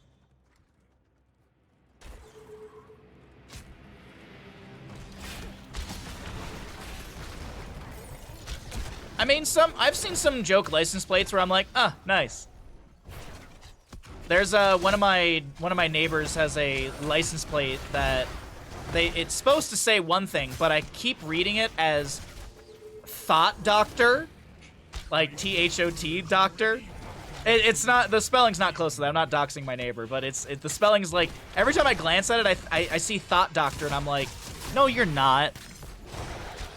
But I was even talking to him about it. I was just like, yeah, do you ever get your license plate mixed up? Like, I know you have a custom one, and he's like, yeah, people miss it all the time, and we're actually gonna cancel it because it's just not worth it. It's $7 extra a year. That's not too bad. I know there was like a guy in high school. His mom got him a custom license plate that basically read snowboarder. It's kind of dumb. It's kind of dumb, I'm not gonna lie.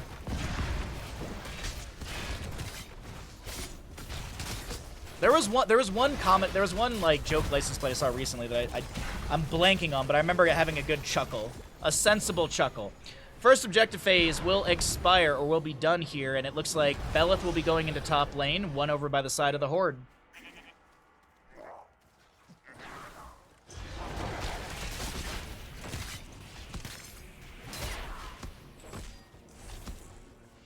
It's like having a jokey email address. Eventually you're gonna have to put it down on some official capacity. The demon approaches the gates of heaven. Yeah, but like, I mean, I see what you're saying, Crush, but it's not like when you apply for a job, at least not me. I've never had to give my license plate before.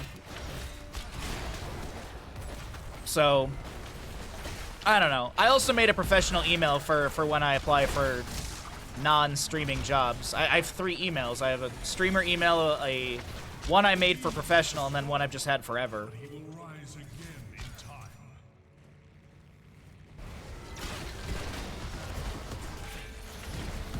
Oh, that's a good heckload of damage onto this Rhaegar who's trying to back away. Sai with 32 HP. The shurikens from Cure don't come through. Oh, wait, maybe they do? No, they don't. Rhaegar is not taken down. Liam jumps over the wall. Muradin to be taken down here. Okay, all right. The Horde find a second kill in the game, but now Blaze with the Jet Propulsion. Liam getting a little bit low. Righteous Hammer, though, onto Cure. And Li Ming gets the reset. Taking down Cure Genji. Hey, thanks for the alert, Cav. I appreciate it.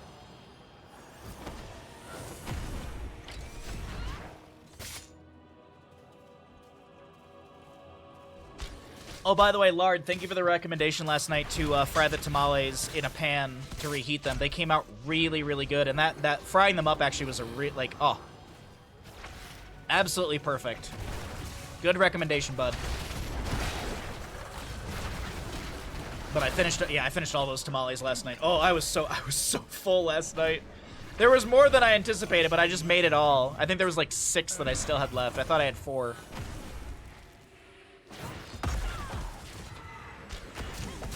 Scatters off the wall. Yrel with a Righteous Hammer. Kier jumps in with the Cyber Agility. but no steal onto the camp. Porky Dwarf tossing in, scatter off the wall, finishes out Brandon's level 1 simple geometry. Righteous Hammer pushing back Shadow Moon, Kira, and Porky. Now Porky trying to get away, but he is going to be purged by Sai. When used on enemy heroes, slow them by 80%, decaying over 2 seconds. Nice utilization of that Rhaegar trait. Second objective phase is here, and we're ready to go. Pan frying them is super cheesy and tasty. I agree. I still have filling left over that I froze, and then I still have 4 more tamales that I froze on the day I made them.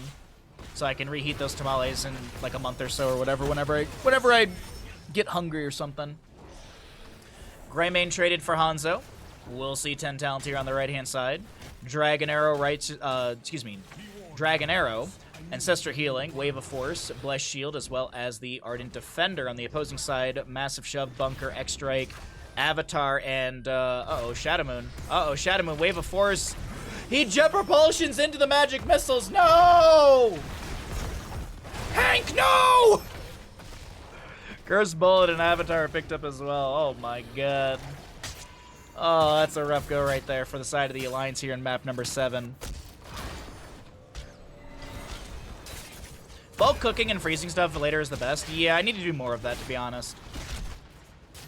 I definitely, like I was saying this to my parents this morning when my dad and my mom were asking me how the tamales came out.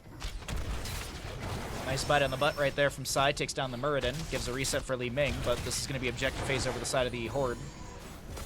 I definitely get why people do batches of tamales in like 50s or 100 or whatever. I get why you do big batches at a time. I mean, if you're already doing all of that work, like, you might as well just make a huge batch of it. It's kind of like chili, honestly. I mean, there's simple ways to make chili. You can do it in a pressure cooker and it takes a couple hours, but either way, second objective phase, I do believe, of the game. Uh-oh, Shadow Moon. How were they caught out on that rotation? Less shield, good damage. Bunker is activated by the Blaze. He tries to get on the far side. Tremor's body blocking. Dragon Arrow somehow goes through all of that, but they still get the kill onto Blaze, giving a reset over to Li Ming. Now Kira jumping into the backline, trying to pressure onto Hopaka. Scatters off the side while slowing Totem as well from Rhaegar. Or I guess Totem. No Earth Grasp level 16 just yet. Deflect activated, but no one attacks Kira, and now Kira able to Swift Strike away. Hopaka with not a whole lot of mana. The objective phase here is going to expire. Not taking down the fort, but I do believe with the minion wave available and the damage present, this is going to be still bottom lane fort going down, as well as apparently Greymane. It's 10-5 in kills, favoring the side of the Horde, as they will be picking up their 13 talent here with that passive experience gain. Yeah, exactly, Lard. Like, when I went over to my buddy's house and we did the big tamale party, we made over 100 tamales. And I remember the wife quite literally being like, Chris, take a bag home with you and freeze them. They're good for, like, ever. And she was right. Like, I remember I found, like, they got buried in the back of the freezer, and I found them, like, 6 months later and reheated them, and I'm like, these are perfect still. What was that? What was that? That was weird. Interesting interaction.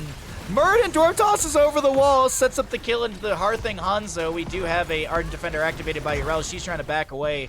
Did tap the well as well. Opaka blinks over the wall. Wave of Force tries to push back Porky. Is there another blink over the wall? I don't think so. I think this is a deadly Ming. Got the yakety sax music going on in the background.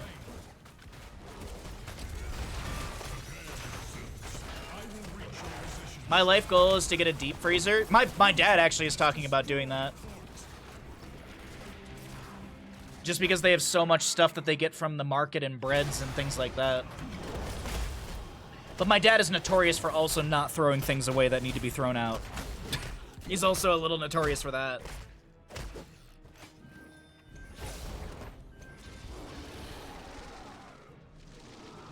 Repent before my wrath, demon.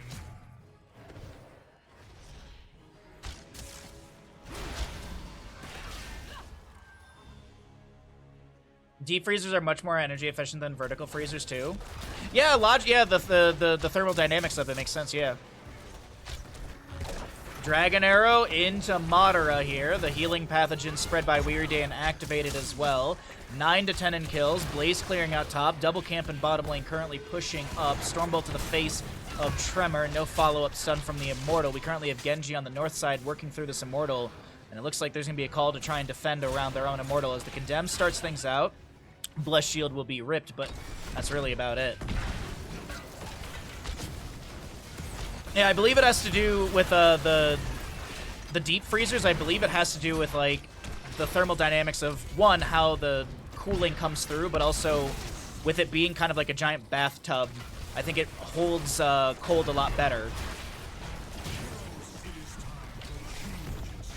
You're so very low, I can't believe it. Tremor didn't have anything to be able to get that last little bit of damage. I think Tremor was just CC'd to oblivion, was unable to do anything. A quadra kill goes over to the side of the Alliance. Is freezing bread a thing in the USA? I freeze bread, but that's because I was raised by 2 immigrants from Romania. So, like, I remember my ex-girlfriend being super weirded out by me freezing bread. Like, she was like, why would you do that? I was like, because it lasts longer, and it's, you literally pop it in the toaster, and it's just as good like as it was fresh. Like, I buy loaves of bread now, like, I get back from the grocery store, and the first thing I do is just chuck the entire loaf into the freezer. But as I said, I mean, it's, I do it because I was raised by 2 immigrants that did that. Like, when I visited my grandmother back in Cluj, like, in the morning, I would have toast and jam and stuff like that, and she'd pull bread out of the freezer. Dwarf toss in, jet propulsion from Blaze. We got a lurking arm down from Stukov. The body blocking from this bunker is pretty good. The Ancestor healing coming out just in time onto Johanna, and Blaze will be the one to go down. X-Strike from Genji with a small amount of HP. There's a reset after reset for Li Ming. She's trying to chase down Cure. Weary Day is able to avoid the Arcane Orb, and now Li Ming comes back down over towards this bottom, or this mid lane engagement, and Li Ming will find the triple kill. The keep will go down in favor for the Alliance, though.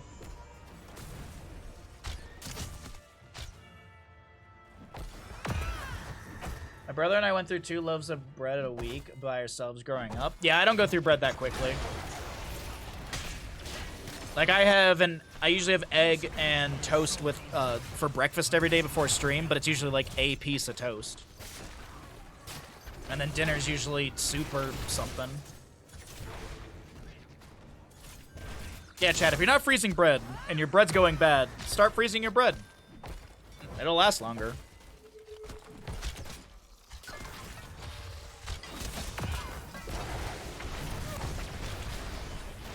Blessed Shield off of the fort through mid that does go down. There's a Condemn as well to try and chase down Blaze. He activates Bunker. Yrel gets the Ardent Defender activated in time. The massive shove not connecting, and the Horde rampage through the top lane and find a double kill. Good resets for Li Ming. Dragon's Arrow, Wave of Force. There's a heck load of damage going down. Porky's able to Dwarf Toss away. Genji able to Swift Strike out. Cure. Poking here and there, but Swift Strikes through Hopaka. Start buying less is also an option. How do I buy less bread? How do you buy a smaller loaf, Detroit? Huh? What do you want me to go to the store and just only buy half a loaf of bread? Kids these days. Kids these days.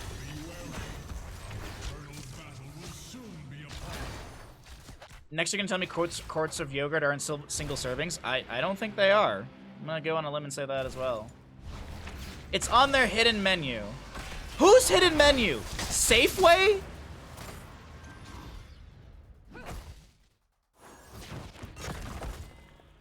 Buy smaller loaves of bread. Come on, chat. For the glory of the high heavens. Yes, I would like to buy only half a baguette, please. I just left the other half in the bread thingy.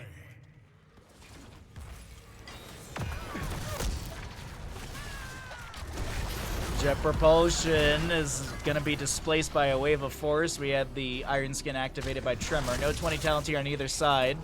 Muradin Dwarf tosses in, lands the Stormbolt, cleansed out by Rhaegar. Dragon's Arrow is the answer back. Shadow Moon going in as we do have the Ancestor healing called down onto this Hanzo, and it's Genji the one to be picked off. No level 20, no Farseer's Blessing, as now Yrel rotates over for this objective first phase. Muradin lands the Piercing Stormbolt. Oh, we're actually in the second phase. Sorry, I didn't even realize. Is half loaves not an option for you? No, half loaves are not an option. I've seen half a dozen eggs, like I've seen half carton of eggs, but I've never seen a half loaf.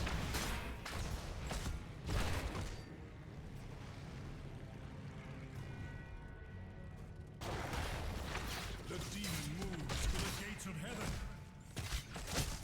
Bread sucks in the United States for the most part, unless you live in cities and close to an actual bakery. Okay, that's a very generic USA is bad. Got it.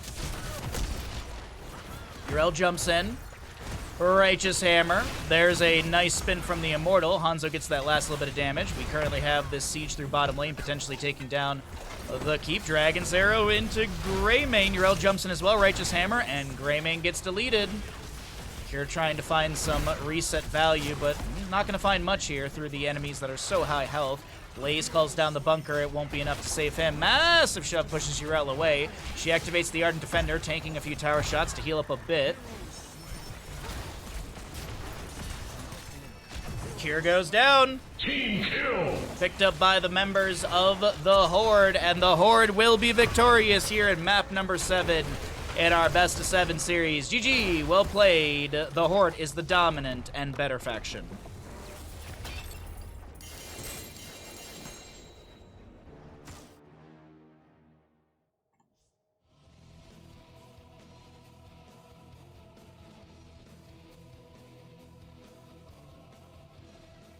Grocery store bed is pretty meh. Okay. All right. Sure. There's no point in arguing it, honestly. It's Twitch chat. I'll never be right. So, whatever. Hold your opinions, sure. Nice healing from Stukov. Yeah, there's fantastic bread in grocery stores, but as I said, it's Twitch chat. EU is better than NA. No point in arguing it.